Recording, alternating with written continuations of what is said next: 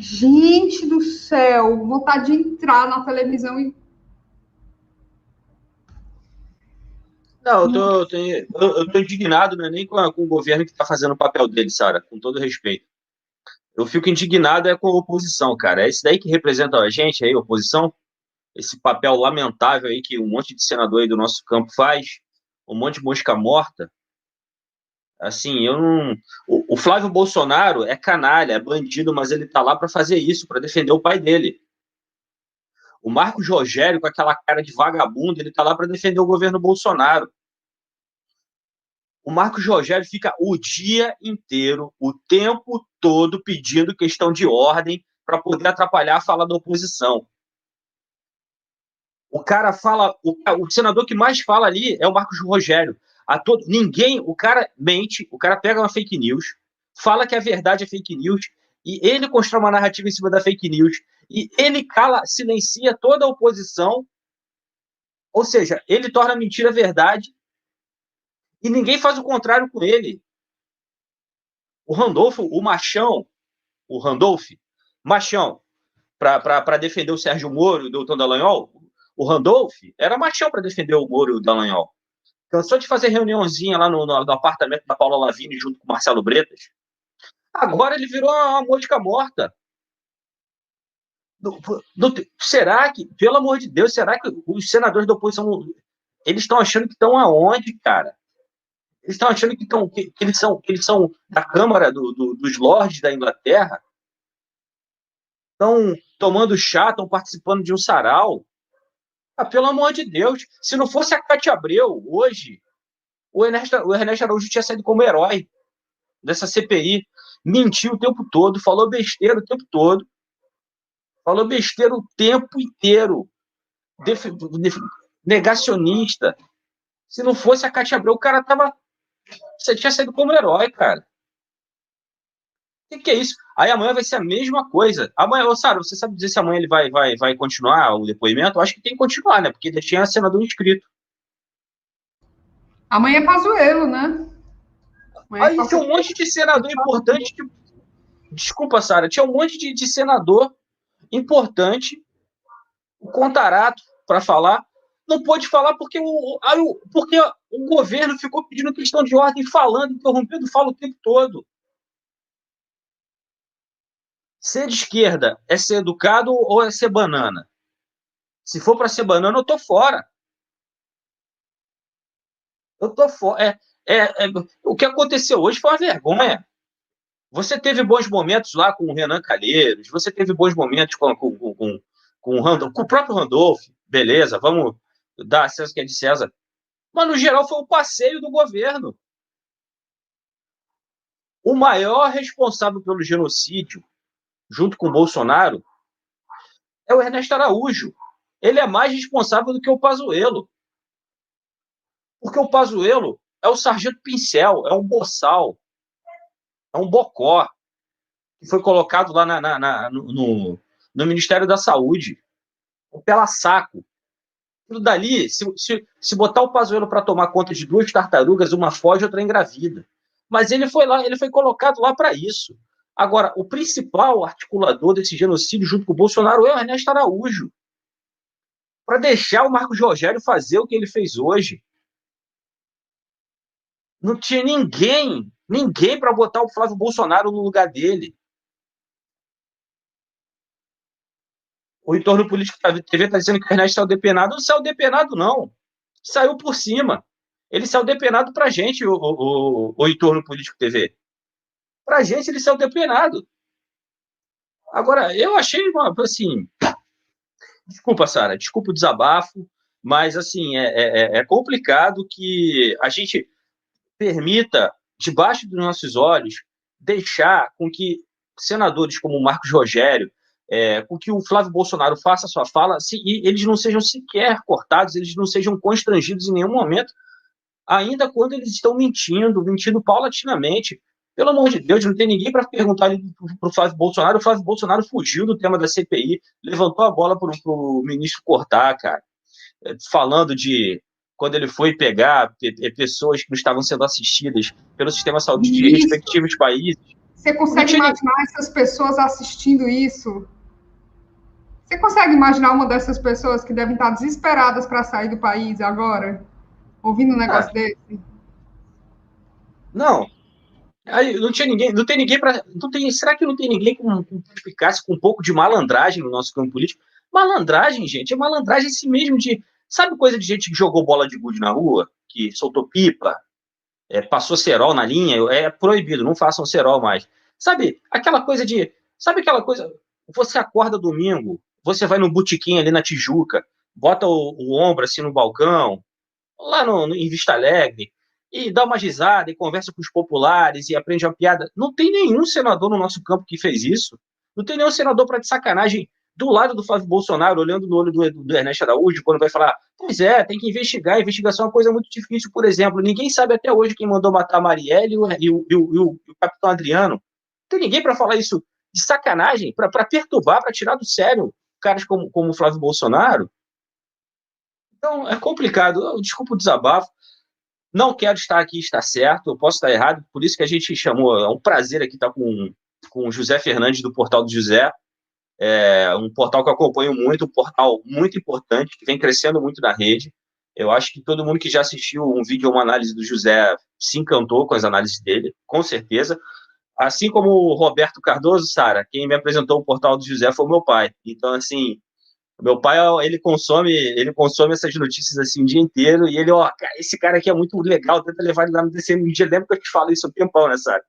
Então... Me diz uma coisa, teu pai chama ele de Portal do José também? O Portal do José? Meu pai chama o José, mas eu tô falando do portal dele, tô falando do portal. Mas eu posso estar, por exemplo, José pode discordar, não, Vinícius, eu achei que a participação da oposição hoje na CPI foi boa. E não tem problema, e pode ser que ele me convença, não tem erro nenhum. Mas como ele é um analista que eu considero muito melhor do que eu, é por isso que a gente chamou ele aqui hoje, para a gente perguntar como é que está o andamento da CPI, como é que ele está vendo isso tudo, está vendo todas essas crises, para a gente conversar um pouco também sobre perspectiva. Ele já está aí nos bastidores, né, Sara? Se já quiser colocar ele na tela. Vinícius, deixa eu só fazer aquele choro rápido. Sim. Gente, esqueci do choro. Pois é, eu prometo que eu não vou pedir dinheiro de cara, que agora eu tô um pouco mais suave. Eu tô um pouquinho mais elegante agora. Agora eu disfarço um pouco antes de aplicar em vocês. Vocês sabem que a gente levou uma facada aqui do YouTube, né? Que eu tenho dificuldade de explicar para vocês exatamente o que aconteceu, porque foi uma surpresa para todo mundo. E inclusive eu queria agradecer, vocês compareceram muito, né, com a gente nesse apelo ontem. Mas eu quero a ajuda braçal de vocês, aquela que não vai custar nada, que não gasta nem o dedo, como a gente brinca, né? Então, eu peço que, de cara, vocês deixem um like aqui. A gente mudou no mesmo link que a gente estava fazendo a retransmissão da CPI. Vocês viram que, inclusive, a CPI terminou com um momento romântico, né? Bonito ali, entre Flávio e Ernesto. Que coisa bonita, gente. Agora a gente vai tentar mudar um pouco a nossa vibe, vamos começar agora a live das 5, então eu peço que vocês façam esse trabalho braçal pelo DCM, que você espalhe o link por aí, chame as pessoas para acompanhar a live das 5 hoje conosco, diga que o seu portal, né, Vinícius? Seu portal do José está aqui hoje, mudou de nome já. Avisa, chama a galera, todo mundo para acompanhar a live hoje, e eu peço que, claro, você contribua com seus comentários. Você que perdeu a live e está assistindo ela gravada, deixa seus comentários aqui, que eu sempre dou uma lida depois. Se você puder contribuir financeiramente com o DCM durante essa live, claro, a gente agradece demais, se tornando membro e mandando superchat com perguntas e comentários aqui para a gente. Vinícius, só uma pergunta rápida aqui. Renan Calheiros tomou café hoje? Se ele tomou café? Eu não sei por quê. Você acha que ele foi pra CPI com fome? Porque eu achei tão... Pois é, se ele tivesse comido cuscuz no café da manhã, ele estava mais arretado. Eu acredito nisso, né? Também achei meio fraco, meio esquisito, né? Mas vamos lá, só fazer uma consideração aqui, Sara, rapidinho. Quero falar para a audiência que a gente começou um pouco mais cedo. A gente começou um pouco mais cedo aqui hoje porque a gente estava acompanhando a CPI, acompanha a CPI aqui ao meio-dia com o Pedro Zambardo e com a Luiz Mercadante, um pedaço, uma parte dela, né? Voltamos um pouco mais cedo para pegar esse final, já para aproveitar o link, entrar ao vivo com o José. quero dizer que eu já peço desculpa de antemão que se eu for um pouco mais incisivo hoje pedindo ajuda para o DCM, e, Sara, eu vou falar porque, enfim, eu acho que é honesto falar com o nosso público. Ontem o Facebook fez uma desmonetização recorde no Diário do Centro do Mundo de cerca de R$ 30 mil. Então, assim, não é pouca coisa, é muita coisa. O prejuízo que o Diário do Centro do Mundo tomou ontem foi, assim, cavernoso. Foi uma coisa que eu não sei se já tinha acontecido na história do DCMTV aqui. Portanto, eu vou pedir bastante a ajuda de vocês hoje, enviando superchat e se tornando membros, que é uma forma de a gente tentar recuperar esse prejuízo, porque também o DCM depende, a maior fonte de financiamento do DCM hoje é a monetização de YouTube e a forma como a gente usa para fazer jornalismo independente e profissional. Então, já peço desculpa antemão e vai ter choro hoje. Então, Sara, se puder colocar o José aqui ao vivo. Dia difícil para quem reclama da gente chorando, né? Mas vamos nessa. Boa tarde. Vamos nessa. Grande José, Olá. Boa tarde, seja muito bem-vindo. Muito obrigado por vocês terem me chamado. Obrigado, Vinícius. Obrigado, Sara. Prazer estar com vocês aqui em momentos tão trepidantes da história do nosso país. É bom a gente poder conversar, levar um papo, né? É sempre bom, José. E eu queria já começar te perguntando se você acompanhou a CPI no dia de hoje. O que você achou hoje? Se você... A impressão que eu tive hoje ao meio-dia é que a gente vinha numa crescente, mas depois à tarde eu achei que ficou morno, a ponto de levantarem muito a bola do Ernesto Araújo. Não sei se você teve a mesma percepção que eu. Enfim, o que você achou do dia de hoje? O que você está achando até aqui?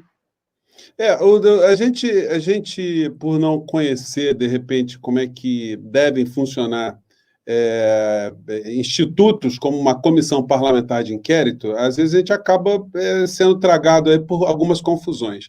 Eu gosto sempre de esclarecer para as pessoas que não são do mundo jurídico, né, que a CPI é uma comissão parlamentar de inquérito. Eu acabei, inclusive, eu fiz um papo logo mais, está no nosso portal do José, né, onde eu dou uma explicada um pouco nisso. A Comissão Parlamentar de Inquérito, ela está dentro do Congresso Nacional, dentro de uma casa legislativa, porque você também tem CPI nas Assembleias Legislativas, você pode ter uma CPI nas câmaras municipais, enfim, no Senado, na Câmara, ou no Senado e Câmara com uma composição mista, uma comissão parlamentar mista de inquérito. Essas comissões de inquérito, elas estão para o Poder Legislativo, como o inquérito policial está para a esfera da Polícia Civil, dos Estados e a Polícia Federal. O documento que rege o comportamento dos investigadores, no caso, o delegado de polícia na sua esfera, e os senadores, os parlamentares, os políticos, no âmbito das casas legislativas, é o Código de Processo Penal. O que visa uma comissão parlamentar de inquérito? Apurar os causadores de determinadas atividades ilícitas, apurar responsabilidades. Ao final, o delegado de polícia pega o relatório, manda para o Ministério Público, que vai oferecer a denúncia ou não contra o acusado ali, contra o indivíduo que apareceu como criminoso. E a CPI tem o mesmo papel. O Renan Calheiros, como delegado relator, vamos dizer assim, ele prepara, ao final, um relatório com todas as provas que a comissão reuniu, todos os documentos que reuniu, todos os depoimentos, e apurada as responsabilidades, isso é encaminhado para o Ministério Público, que tem a oferecer a denúncia contra os criminosos, que nós sabemos aqui no nosso caso específico quais são. A questão é que a Comissão Parlamentar de Inquérito, ela mistura uma questão policial com uma questão política. Então, quando você está num ambiente de uma CPI, você vê que as pessoas que estão ali, elas não estão imbuídas no papel policial. Elas estão, muitas das vezes, preocupadas em utilizar aquele espaço como espaço político. E aí você vê uma pessoa, ao invés de fazer uma pergunta, como um delegado de polícia faria, fazer um discurso. Você imagina só você ser chamado para testemunhar em algum episódio que você tenha presenciado, uma batida de carro, enfim, um pequeno delito, uma briga entre marido e mulher. Você chegar na delegacia, você senta lá de frente para o delegado fica falando meia hora sobre filosofia, sobre como é que a delegacia dele está funcionando bem, o governador do estado, como é que é um cara legal, está dando dinheiro para a Secretaria de de polícia, que os índices de criminalidade estão baixando. Isso não interessa. O que interessa ali, nesse ambiente, é apurar-se responsabilidades. Então, às vezes, a gente está vendo esse ambiente como se a gente estivesse assistindo um Big Brother, com personagens ali que, de repente, falam coisas que têm a ver, coisas que não têm a ver, enfim, termina e no outro dia a gente vai ter outra situação. Então, isso acaba causando muita incompreensão. A gente vê, por exemplo, os delegados, os senadores e investigadores fazendo perguntas para se apurar a verdade. E você vê uma bancada que deveria funcionar como também perguntadores e investigadores, funcionando como advogados de defesa. Gente, quando a gente vê esse Fernando Bezerra falando, esse senador, isso aí é uma atitude que beira o crime, o tipo de comportamento dele. Logo ele, com o passado dele, o presente, as relações familiares que ele tem, uma penca de filho deputado, o cara que lidera o tratoraço, o cara que mais está conseguindo distribuir verbas, e isso explica porque o cara faz discurso, e como ele sabe que está sendo transmitido pela TV Senado, Globo News, CNN, então o cara fica fazendo discurso político, que não ajuda nada a apuração da verdade. A verdade nós já sabemos quais são no meio dessa história, que nós temos um presidente que comandou um genocídio aqui no nosso país, um genocídio que tem uma série de cúmplices, e esses cúmplices, juntos com o genocida mor, têm que ser responsabilizados politicamente e criminalmente. Mesmo que o relatório do Renan, agora, nesse momento, não seja tocado, quando ele terminar, pelo Augusto Aras, que vai ser uma coisa muito complicada, mesmo assim, não vai dar para engavetar, não vai dar para jogar no lixo. Você não joga o inquérito policial no lixo. E você não pode mandar arquivar. O Augusto Aras não vai poder mandar arquivar, até porque tem um negócio também, né? Vamos imaginar que o governo vai mudar, e, ao mudar o governo, o próximo presidente vai nomear um novo procurador-geral da República. E ele vai encontrar esse hipopótamo, esse elefante criminal lá nas suas gavetas. E aí, como é que vai ficar o senhor Bolsonaro, os seus cúmplices, o senhor Ernesto Araújo, o seu Queiroga, o seu Pazuello, o seu Von Traub, essa curriola toda? Vai ficar todo mundo encalacrado com a justiça. E não vai ter Advocacia Geral da União para salvar esse pessoal lá na frente, não, eu duvido. Porque hoje eles estão usando ainda de uma forma irregular, na minha opinião, o serviço da Advocacia Geral da União, que é uma instituição de Estado para defender a União, e não para defender personagens que eventualmente transitaram pelo governo.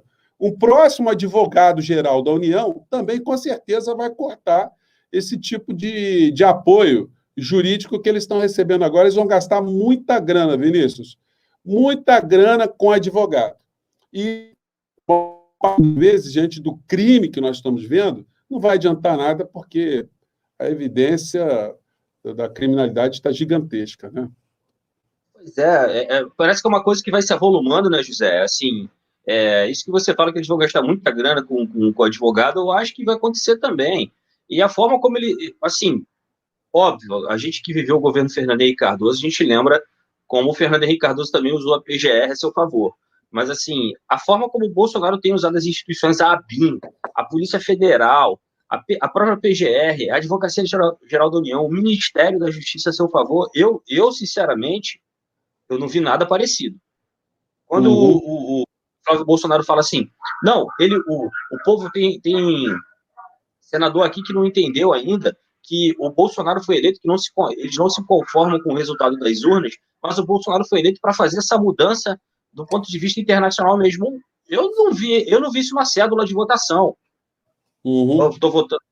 Pode ser que fique implícito, mas o Itamaraty tem uma tradição. Então, a forma como eles se ocupam, eles capilarizam o Estado brasileiro, eu acho que vai ser uma coisa que vai dar trabalho para a gente, Zé. Diga, pode falar. Não, porque é o seguinte, isso tudo também denota, assim, demonstra para a gente como essa gente ela é analfabeta politicamente. Analfabeta e mal intencionada. Eles acham que o governante... Eles acham não, né? Porque eles estão usando esse discurso de forma criminosa. Um governante, quando ele é eleito, ele não tem uma carta em branco, ele não tem um habeas corpus para ele fazer tudo o que ele quiser durante 4 anos. Não é como se o cara estivesse num prostíbulo, amigo, ó, fechou a porta do prostíbulo aí, agora é você com as profissionais ou com os profissionais. Na cabeça dessa gente, as coisas funcionam assim. Fechou, então nós temos o direito de fazer o que a gente quiser, ninguém é de ninguém. Né? É literalmente uma cabeça onde eles pensam que o nosso país é uma zona. E aí, toda pessoa que tem uma falta de princípios éticos, republicanos, princípios morais, políticos, né? As pessoas, dentro desse parque de diversões, acham que pode fazer tudo. Então, é uma grande distorção. Eles têm utilizado, inclusive, esse tipo de pensamento distorcido para vender o patrimônio nacional, que não foi construído pela gestão Bolsonaro. Então, eles acham que, por ter tido a procuração do povo para administrar o nosso país durante 4 anos, que eles podem vender a Petrobras, que eles podem vender a Eletrobras. Na verdade, esse é um discurso salafrário, um discurso bandido, né? E aí tem um negócio que é curioso no meio dessa história, que é o seguinte: você vê uma série de batedores de carteira políticos ajudando o Paulo Guedes, que é o grande lobista dos interesses internacionais aqui no nosso país, achando que são pessoas liberais. Aí o cara é um pé rapado, ele não, eu sou liberal na economia, não sei o quê, papapá, então tem que privatizar a Petrobras, tem que privatizar a Eletrobras, não sei o quê. Eles fazem um discurso, eles não sabem nem o que eles estão falando. Eles não sabem nem que direção que o Brasil está indo. Mas como eles estão no governo e eles associaram de forma muito bandida também a existência de empresas públicas nacionais com empresas de esquerda, então eles conseguiram passar para suas hordas que, ao atacar uma empresa pública nacional, eles estão atacando a esquerda. Então, na cabeça desses caras, vender o Banco do Brasil para o Banco de Boston, o Bank of America, está destruindo uma instituição de esquerda, uma instituição que tem mais de 200 anos. Quando eles pensam em entregar o correio, eles pensam que estão entregando uma empresa de esquerda, a SEDAI aqui no Rio de Janeiro. Então, assim, foi um discurso que eles colocaram de forma muito habilidosa para ajudar a entrega do nosso país, do nosso patrimônio, travestida de uma questão ideológica. E aí a gente tem uma outra perna da bandidagem, né? Porque a bandidagem aí, ela funciona como uma grande máquina, uma engrenagem muito bem azeitada. Você tem os partidos religiosos, porque essas igrejas aí, dos Malafaias, Edir Macedo, R.R. Soares, esses caras aí, isso não é igreja. Isso já deixou de ser igreja, talvez nunca tenha sido, porque o propósito dessas figuras nunca tenha sido difundir a palavra de Cristo, né? Vamos ser bem honestos. Você olha para a rapaziada assim, você colocar um do lado do outro assim, você fala assim, essas figuras podem parecer com qualquer criatura, menos com Jesus Cristo. Não dá para colocar o Jesus assim no meio e botar o R.R. Soares, o Edir Macedo, o Valdemiro Santiago, essa turma toda que se utiliza das suas estruturas de vigarice da fé para conseguirem benefícios econômicos e prestarem um apoio político. O Bolsonaro, ele está surfando de uma forma muito bem sucedida com esses bandidos da fé, no português claro, porque ele empresta apoio e recebe apoio político de volta. E ele não precisa andar com Bíblia debaixo do braço, ele não precisa saber nada da Bíblia, porque, aliás, ele nunca deve ter lido a Bíblia, não parece ter lido absolutamente nem bula de remédio, né? E ele não precisa ter nenhum comportamento ético, religioso, coisa que ele também não tem. Ele se conflita com todos os fundamentos de qualquer religião, aí a religião católica, evangélica, com a Bíblia, não. Ele se conflita com qualquer religião, porque nenhuma das coisas que ele faz e fala encontra abrigo em qualquer pensamento de fraternidade, de caridade, de solidariedade. Então, basta ele ter comprado o seu passaporte com os vigaristas políticos da fé que ele continua tendo um apoio. Isso explica porque essas pessoas, bombardeadas com o discurso que o Bolsonaro é o enviado de Deus. Se você vê ali no cercadinho do Palácio do Planalto, todos os dias o Bolsonaro chega ali, não é muito incomum que alguém entoie um canto religioso. E aí as pessoas começam a cantar, e aí depois as frases se repetem, que ele é um homem de Deus, é um homem da família, é um homem de boa moral, é um homem honesto, é um homem incorruptível. Isso tudo vem dessas igrejas essas igrejas, partidos políticos que dão apoio, dão sustentação a ele, que se reproduz, né, ou aparece nessas pesquisas de opinião que a gente vê por todos os lados. Então, ele tem esses tripés, né, essas pernas. Ele tem políticos que misturam religião com política, tem os políticos salafrários, tem os grandes veículos de comunicação que ocultam todos os crimes que o Bolsonaro comete contra o povo brasileiro, e você tem o sistema financeiro, os grandes grupos transnacionais, os financistas, os fundos de investimento, que tem na política de Paulo Guedes também a alegria de existir e ganhar muito dinheiro. Então, a nossa luta aqui é uma luta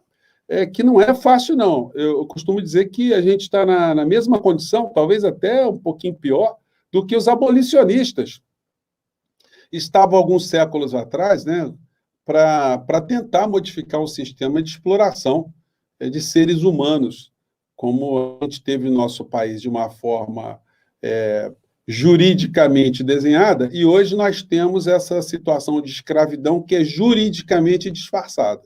Nós temos milhões de brasileiros que vivem numa escravidão total, mas elas têm, pelo menos dizem para elas que elas vivem num país livre, né, que elas têm alguma liberdade. José, não, deixa eu arrumar só minha luz aqui. Tranquilo.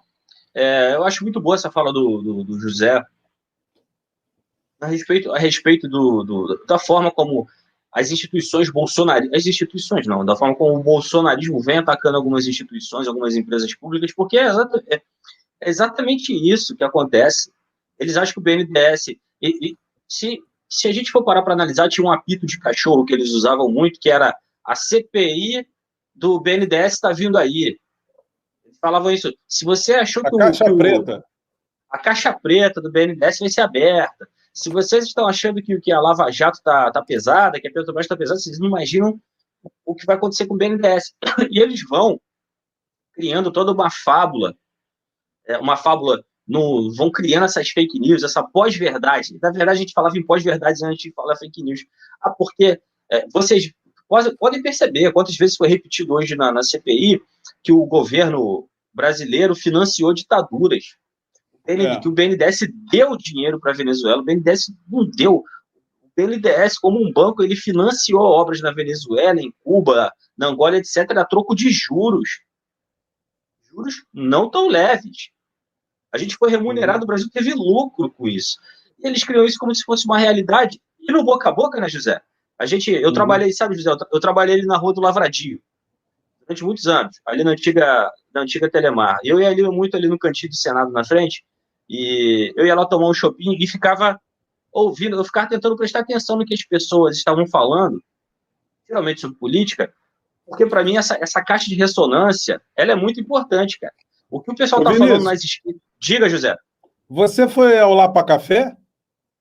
Chegou a conhecer o Lapa Café, na Gomes Freire? Se é na Gomes Freire, com certeza eu fui, porque a Gomes Freire é minha nossa. Lapa Café é nosso. Era não, ainda é. Só está fechado. E eu fiz uma promessa que eu só vou reabrir depois que o Guedes e o Bolsonaro saírem. Porque antes não tem... Não me sinto estimulado a sofrer, não. E foi a melhor coisa que eu fiz, viu? Foi fechar, porque está um desespero gigantesco. Eu não sabia, não, e, cara, eu fico até feliz em saber disso, porque certamente frequentei ali, frequentei o Armazém, que mais? O Vaca Atolada. Quando já estava Vaca Atolada 100 metros ali do Lapa Café. Pois é. Então, José, o que eu acho curioso, eu agora fiquei feliz de saber disso. Quando eu for no Rio, estiver aberto, o Paulo Guedes tiver saído, certamente vou lá tomar um chopp contigo. Mas o que acontece, José, é que eu acho essa caixa de ressonância importante. E essas coisas, essas mentiras repetidas por esses caras, virava verdade. Não, o PT está financiando, o PT e o BNDES estão financiando a ditadura cubana. Então, Pois isso é muito. Vinícius, o problema todo foi ter dado bobeira para essa gente ter chegado ao poder, né? Essa foi foi o grande vacilo das forças de esquerda, das forças democráticas, né? Porque foi meio que uma crônica de uma morte anunciada. Eu sempre converso com meus amigos, eu falo assim, gente, eu não consigo aceitar que a Dilma tenha sofrido o impeachment e que esse impeachment tenha passado dessa forma tão fácil, sem ter a conivência, inclusive das forças políticas que a apoiavam. Você sabe que eu sou professor de Direito Constitucional, né? E durante muitos anos, eu sempre disse para os alunos, falei assim, gente, quando a gente dava aula de sobre impeachment, né? Eu disse assim, olha, gente, a figura do impeachment, ela apenas na Constituição brasileira, hoje, é uma figura quase que simbólica, porque não é possível que um governante sofra impeachment no nosso sistema atual. O último foi o Collor, mas o Collor era uma besta quadrada, o Collor era um idiota, o Collor era um megalomaníaco, não vai aparecer ninguém que... E aí aparece a Dilma. E aí... por que isso é uma coisa inaceitável? Porque o Bolsonaro, por exemplo, ele é mais inteligente do que o Temer, do que a Dilma, do que o Lula, do que o Fernando Henrique Cardoso. Por que ele não cai sendo um genocida? É porque ele tem apenas um conhecimento aritmético. Ele sabe que se ele tiver 1/3 da Câmara ou 1/3 do Senado, ele não vai cair nunca. Então, o que ele fez? Ele comprou um lado aqui e comprou outro lado aí. Então, qual é a possibilidade do Bolsonaro cair? Só se houver muita mobilização, se tiver o engajamento dos grandes veículos de comunicação para mobilizarem a opinião pública e a opinião pública mobilizarem os seus parlamentares para que haja esse processo de impeachment. A gente está nessa fermentação. A gente está tentando fazer isso, mas é muito difícil porque o Bolsonaro está garantido pelo sistema financeiro, fundamentalmente. Mas essa situação que nós estamos vivendo hoje, de estarmos nas mãos de genocidas e vigaristas, isso é uma coisa que a gente deu uma bobeira enquanto forças de esquerda lá atrás. Eu não consigo aceitar que o Zé Dirceu, por exemplo, que é um cara experiente, um cara que morou fora do Brasil, um cara que se aparelhou intelectualmente na geopolítica, outras pessoas que foram militantes, inclusive da luta armada, né? Quadros políticos, né, que atuaram na clandestinidade, outros vieram do exílio, que esse pessoal não tivesse experiência para falar assim, olha, se a gente der bobeira aqui, a gente vai tomar uma rasteira, vão tirar a Dilma do governo, e se ela sair do governo, a gente vai ter sérias dificuldades para o nosso país. Então, hoje, nós estamos pagando um preço que é um custo, né, muito amargo da incompetência, da falta de visão e da percepção geopolítica e geoestratégica das pessoas que estavam no governo, dos quadros partidários, que, de um certo modo, deixaram essa situação chegar aonde está. Então, o que a gente está fazendo agora? A gente está tentando recuperar uma casa depois que o rio subiu, que os móveis todos ficaram molhados, que estragaram ali a radiola, o rádio, né, o micro-ondas, e a gente tentou colocar as coisas para cima, e agora estamos limpando, lavando o chão, enfim. Ou estamos pensando em fazer isso, né? Porque a situação ficou muito dramática. O inimigo, o adversário, ele é a figura mais abjeta. O governo Bolsonaro ele reuniu o pior que a sociedade brasileira podia juntar. O pior dos religiosos, o pior dos políticos, o pior do sistema financeiro, o pior das redes sociais, juntou tudo isso, o pior das Forças Armadas, o pior das polícias, de uma maneira geral, e juntou essa turma toda, colocou dentro do governo para tomar conta das nossas vidas. Então, nada pode surpreender a gente. Quando a gente vê um Ernesto Araújo, você fala assim, porra, a CPI hoje foi arrastada, como é que você vai achar que vai surgir alguma coisa diferente? Quando você tem um senador perguntando, um senador que está aqui na Terra, e o interpelado ali, ele está em outra galáxia, ele está em Marte. Como é que você consegue ter algum nível de conexão para apurar a verdade se o cara vive um mundo num mundo paralelo e você está no mundo real. Evidentemente, a gente vai ter esse conflito de percepção. É como se a gente estivesse vendo alguém em sã consciência tentando conversar de uma forma racional com uma pessoa que está internada com problemas mentais. Você não vai conseguir uma conexão ali. E hoje no Brasil, a gente está vivendo isso a partir do presidente da República, que é uma pessoa que tem desvios mentais muito sérios.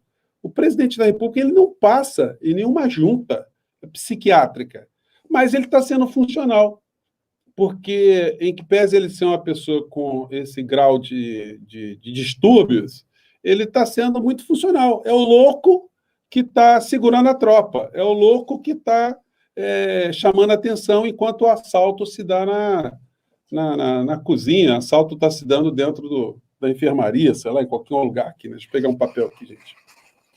Ô, José, e enquanto você pega o papel, o que é interessante quando você fala que ele está sendo funcional para o sistema financeiro, eu acho que a maior prova o maior retrato disso é que, por exemplo, o Bolsonaro ataca a imprensa inteira. Ele não ataca só a mídia independente, ele ataca a Folha de São Paulo, o Estadão, o Globo. E ainda assim, o Globo pega leve nas críticas em relação a ele e ataca o Bolsonaro de ordem pessoal. Fala do Bolsonaro que é absurdo. Vinícius, acontece o seguinte, rapaz, a família Marinho está ganhando muita grana. Eles não querem. Cara, a família, o Globo, é uma coisa estratégica. Aquela história de ter uma criança dentro da loja de brinquedo e que o proprietário está com as câmeras ali, está com segurança lá de fora, a criança está brincando e eles estão vendendo. Enquanto a criança está brincando lá, está se distraindo com os brinquedos, eles estão se dando bem. Se a criança, no caso, começar a quebrar muito brinquedo dentro da loja, começar a dar prejuízo, ameaçar incendiar a loja, o que eles fazem? Eles pegam a criança, botam para fora, pegam os pais da criança, botam para fora também, fecha a loja e mandam um abraço. Então, as coisas estão funcionando assim no Brasil. Muitas pessoas ficam assim, o Bolsonaro, eu fico vendo o canal dos outros amigos na internet, né, no YouTube e tal, o Bolsonaro está desesperado, o Bolsonaro agora ele está não sei o quê. O Bolsonaro ele pode ter, assim, do ponto de vista político, até uma percepção que a situação dele está desfavorável numa situação ou noutra, mas ter um desespero que é traduzido no comportamento humano, emocional dele, isso não existe. O Bolsonaro é um psicopata, ele é o cara que mata a família e vai comer uma pizza de noite. Tranquilão, ele dorme tranquilo. Porque você imagina só, nós estamos num país com mais de 435 mil mortos. Um cara desse faz um churrasco no final de semana, ele vai andar de moto, ele faz uma live, ou ele se apresenta publicamente ali na frente do cercadinho, rindo, fazendo piadinha. Eu sou imbrochável, sou imorrível, eu sou incomível. Há controvérsias, né? Mas ele vai fazendo esse tipo de comportamento, o que mostra assim, um comportamento absolutamente psicopático. Mas é um comportamento psicopático funcional. Ele talvez não tenha caído a ficha dele, que quando ele perder o poder, ele vai ser esmagado, porque ele é considerado, dentro desse gangsterismo político que nós vemos no Brasil, um batedorzinho de carteira de quinta categoria, é assim que ele é interpretado. Não tenha dúvida que o Paulo Guedes, quando olha para o Bolsonaro, está vendo ali um quadrúpede em forma de ser humano. O Paulo Guedes nunca chamaria o Bolsonaro, em circunstância nenhuma, para um jantar. E o Bolsonaro jamais chamaria o Paulo Guedes também para uma pescaria, para um churrasco. Eles não são de mundos diferentes. Mas o Bolsonaro ele é útil para o Guedes, enquanto representante do sistema financeiro, e o Guedes é útil para o Bolsonaro como um garantidor, um habeas corpus dele para ele continuar à frente do governo. Aí você fala o seguinte, os meios de comunicação pegam leve. Sim, eles pegam leve porque os grandes grupos de mídia hoje, eles não são somente grupos de mídia, eles são grupos de internet, eles têm grupos, têm alianças ou têm negócios com empresas de fundos de investimento. Aquela Orama foi comprada pela família Marinho, pelo grupo Globo. Então, quanto mais empresa pública for vendida, quanto mais ação na Bolsa estiver rolando para um lado, quanto mais estiver tendo transações, esse pessoal vai ganhando grana.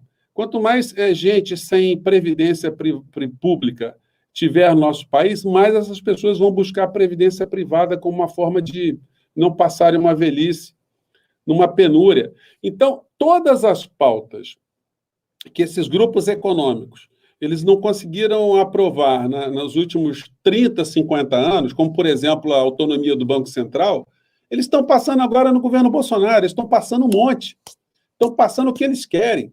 Então, estrategicamente, eles não vão querer que o Bolsonaro saia. Para eles é muito bom que tenha alguém que tenha uma pauta liberal, mas que tivesse algum pouco de polidez civilizatória, para eles não entrarem para a história como um grupo que ficou apoiando um genocida como o Bolsonaro, um Hitler, um Mussolini. Então, eles ficam sempre naquela, não, nós não apoiamos o Bolsonaro porque nós tínhamos ali a Globo News, que todo dia dava porrada no Bolsonaro. Sim, mas o Jornal Nacional, eles estão há 1 ano de pandemia sem citar o nome do Bolsonaro. O nome do Bolsonaro aparece reflexamente. E aí você tem esses espetáculos dantescos. Você tem, numa CPI que apura as mortes no nosso país, senadores políticos ali que, com a maior cara de pau, eles tentam mostrar para a gente que o número de mortos que nós temos no nosso país não são derivados de uma conduta do presidente da República. E eles encontram eco nisso porque os veículos de comunicação não ajudam a população a se educar para essa verdade. Porque se a população começar a se tocar que estamos morrendo, estamos nos contaminando, e mais, nós estamos com uma bomba atômica chamada sequelados. O número de pessoas que vão necessitar de cuidados hospitalares, vão ter despesas médicas ao longo do resto das suas vidas é um negócio impressionante. Isso vai dar um impacto também na nossa economia muito intenso. Isso tudo acabam sendo tragédias menores, porque quem está no topo da pirâmide econômica do nosso país está se dando bem. Então, eles não querem tirar o Bolsonaro. Quem tem que tirar o Bolsonaro somos nós. Mas a gente está enfrentando essa situação de até para conseguir ir para as ruas, até para conseguir se articular e tal, a gente está com uma certa inibição moral, porque se a gente está reclamando que o Bolsonaro está juntando o gado dele, a gente não pode fazer a mesma coisa. Alguns povos chutaram o pau da barraca, por exemplo, na Colômbia, colombianos chutaram o balde, foram para cima e estão querendo lá tirar o Ivan Duque. Eles tiraram o ministro da Economia da Colômbia, mas não tiraram o Duque, que quis fazer na Colômbia o que o Paulo Guedes está fazendo aqui no nosso país. Então, meu amigo, tem muita coisa pela frente, mas os poderes que estão aí conectados com o bolsonarismo são muito fortes e resistentes e, estrategicamente, eles são muito inteligentes também, né? Pois é. Ô, José, eu vou dar uma pequena pausa aqui nesse momento para a gente ler os superchats que chegaram, para ver se tem pergunta para você. Eu estou vendo que tem muita gente elogiando. Eu estou vendo que tem muita gente elogiando aqui no chat. Elogio para o Superchat para ajudar o DCM também. E a gente já volta com o nosso bate-papo. Eu fico um pouco constrangido toda a vida que a gente recebe um colega do YouTube, porque eu fico pensando, será que ele chora que nem a gente? Será que a gente chora bonitinho, elegante? Não sei, né? Então, eu já peço desculpa aqui de antemão, porque talvez a gente exagere um pouco, né, Vinícius? O pessoal diz que o nosso choro é muito insistente e agressivo, mas vamos lá. Eu separei aqui superchats e separei também uma mensagem comum do chat, tá? Vou ler tudo em ordem aqui, eu peço que vocês tomem nota, porque tem mensagem desde antes da live começar. Vamos lá, o Vini está com problema na câmera dele. O Fabiano Cacerati, ele fala assim, essa estratégia cristã de ficarmos nos autoflagelando em público, com essa constante autocrítica, ao invés de apontar somente os erros da direita e desse maldito desgoverno, é uma burrice. E aí eu peço que vocês segurem os comentários. A Beatriz manda um superchat falando que o Assis está com medo. O Leandro Viana pinga sem falar nada. O Luiz Alberto Benevides fala que quer o lança-chamas do Leonardo DiCaprio. Eu estava tentando lembrar qual era o filme, Vinícius. Que o Leonardo DiCaprio pega o lança-chamas e solta, mas eu não consegui lembrar. Estou fraca hoje. Estou igual a Renan Calheiros hoje, eu estou fraquérrima. O Alcides Ágil fala, viva Cátia Abreu, copo de vinho na cara. A Maria Campos fala, CPI da mentira jurada, perdendo tempo e saúde, um pouco mais, não dá para aguentar isso. A Marli Mouto manda um cocôzinho super fofo, como diria o Pedro Zambarda, né? Aqueles emojis de cocôzinho. O Alcides Ágil fala, os repatriados e arrependidos. O Felipe Souza fala, Vinícius, a esquerda brasileira foi criada em condomínio e fez intercâmbio high school nos Estados Unidos. O Luiz Alberto Benevides manda um superchat para dizer que o Chrome voltou agorinha, depois da CPI. É golpe. Ele está falando isso aí porque as pessoas não estavam conseguindo acessar o YouTube através do Chrome nos computadores da Apple, né? Isso não é uma coisa do DCM, é o YouTube, de modo geral. O Highlander de Minas manda um superchat só para me dar boa tarde, boa tarde. O canal da Liz fala, adoro o professor José, e vocês dois também, boa tarde. Ó, você percebeu, Vinícius, que a história da distribuição de biscoito funciona, né? Eu falei, funciona. Tem que elogiar a gente, gostei. Exatamente. A Mônica Tenório manda um legal aqui pra gente, o Alcides Ágio fala, Cátia Abreu pediu todos os documentos das reuniões. É possível colocar todos esses documentos anexados no relatório final? Aí segura a resposta. A Solange Gonçalves Ribeiro manda uma mensagem dizendo que mandou um pix aqui para para o YouTube não comer aquela porcentagem, né? A Ana Abreu fala o seguinte, absurdo o que aconteceu hoje, o 01 entra, discursa, bota o canalha genocida para cima, e o presidente de conluio com eles. O Ricardo Lemos fala, não vi um senador apresentar artigo que coloque ponto final em fake news da cloroquina, e tem vários artigos. E aí ele está questionando, né, por que que nenhum senador apresentou o relatório técnico científico falando da cloroquina. O Alcides Ágio fala, análise perfeita do portal do José, estou dizendo, virou nome. O Edmar Carlos é o seu portal. O Edmar Carlos da Silva fala, Cátia Abreu salvou o dia, esmigalhou o lixo. E aí, enquanto eu lia, chegaram alguns aqui, a Bina Curitiba fala, eu sou fã das análises desse professor que dignifica a profissão, sendo didático e claro. O nome do filme é Uma Vez em Hollywood, o pessoal está falando aqui, que tem o Lance Guimarães falou. A Lúcia fala assim, eu sou fã do Portal do José, eu viro o nome mesmo, acho muito massa isso. A Marlene Costa fala, auditoria do BNDES, nada irregular, gado é cínico demais, deixa eu ver aqui. Alcides Ágio, Portal do José, o Bozo se recupera, pois Lula já passou na opinião da última pesquisa? Bozo se recupera, pois Lula já passou na opinião da última pesquisa? Deixa eu ver aqui se eu pulei algum, acho que não pulei, se eu tiver pulado, vocês me avisem. Opa, chegou um monte. A Iracema Araújo Moraes fala, eu adoro o professor José, uma ajuda pela presença do ilustre convidado, valeu. O perfil Wakanda Forever, que nunca mais tinha aparecido, voltou, fala assim, polêmica. A Sabrina Fernandes e a Rita Von Huth não são convidadas para participar das lives porque o Kiko não gosta delas, não é. É porque elas não têm tempo para a gente, tá? Eu estou tentando há 1 ano e meio. Cara, 1 ano e meio que eu estou tentando. Sabrina Fernandes, a gente não consegue nem contato, nem direto. E a gente já entrevistou o marido dela aqui, né? O companheiro dela aqui. Eu consegui, o máximo que eu consegui chegar perto da Sabrina foi da assessora dela. Mas difícil, gente. Esse pessoal é importante, rapaz. Importante. Quer saber de falar com o Vinícius, não, com a Sara, não. Pessoal. E a gente se perfuma todinho para mandar um e-mail. E a pessoa, a gente conseguiu chegar nem perto dela. O Alan Beto fala assim: os tigrões são todos tchutchuca na CPI. Salve de João Pessoa. E aí tem um questionamento meu, assim, eu e o Vinícius somos da mesma geração. A gente está aí se aproximando dos 40, né, Vinícius? Muito estranho a gente se referir a gente dessa forma, mas é isso. E a gente aprendeu na escola que impeachment precisa de 4 elementos. Apoio da imprensa, mobilização popular, assim, que eu me lembre, né? Precisa que os militares não se oponham muito, e a maioria em Brasília. O que a CPI pode fazer dentro desses 4 elementos aí? Pode interferir em alguma coisa? Só para registrar aqui, a Kátia Vitória manda um superchat falando assim, parabéns, professor José, parabéns para a Xará, senadora hoje. Massa. Pronto.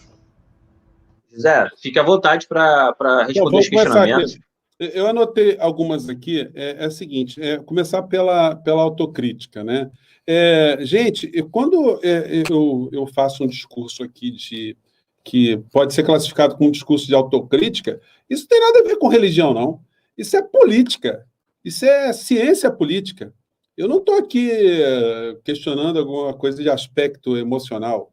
Não. Eu estou aqui analisando o seguinte, que se politicamente nós fizemos besteira, e aí eu me incluo enquanto alguém que é um militante, alguém que é um debatedor no campo progressista, no campo da esquerda, é para a gente não fazer a mesma coisa. Novamente, é para a gente aprender com os erros. E a gente fala assim, não, vou esquecer meus erros, não vou esquecer o que aconteceu, vou ficar focando agora em atacar o Bolsonaro. Sim, a gente tem que atacar o Bolsonaro, a gente tem que exterminar figuras como ele, exterminar do ponto de vista político, né? Do processo civilizatório, porque se trata de um inumano, de uma pessoa que está no campo da irracionalidade.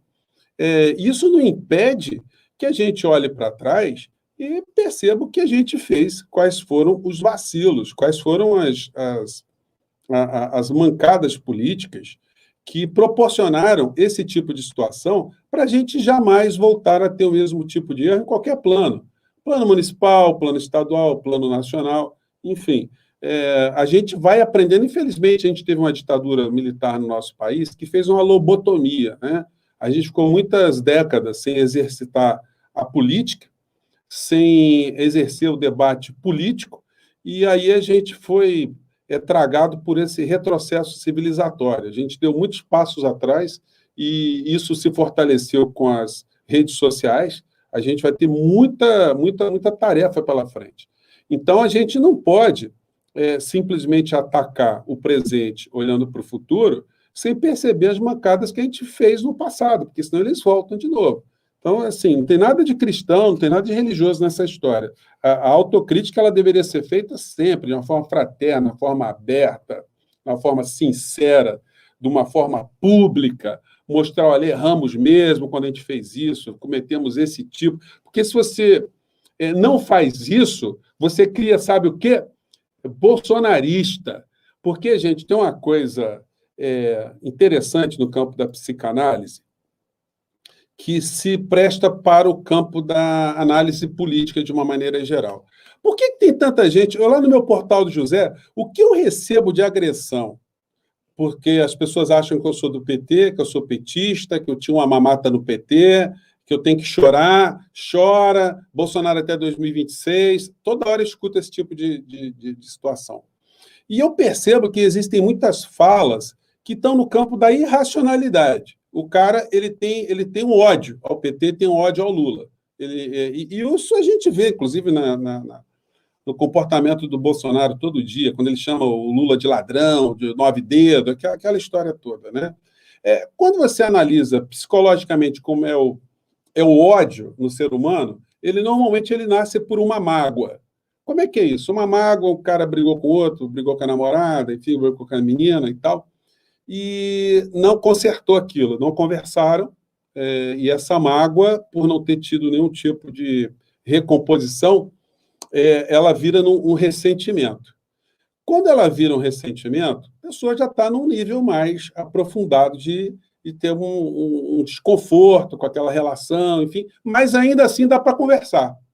O ressentimento, se chega um amigo, junta os dois ali, tira, limpa, passa limpa aquela história e vai.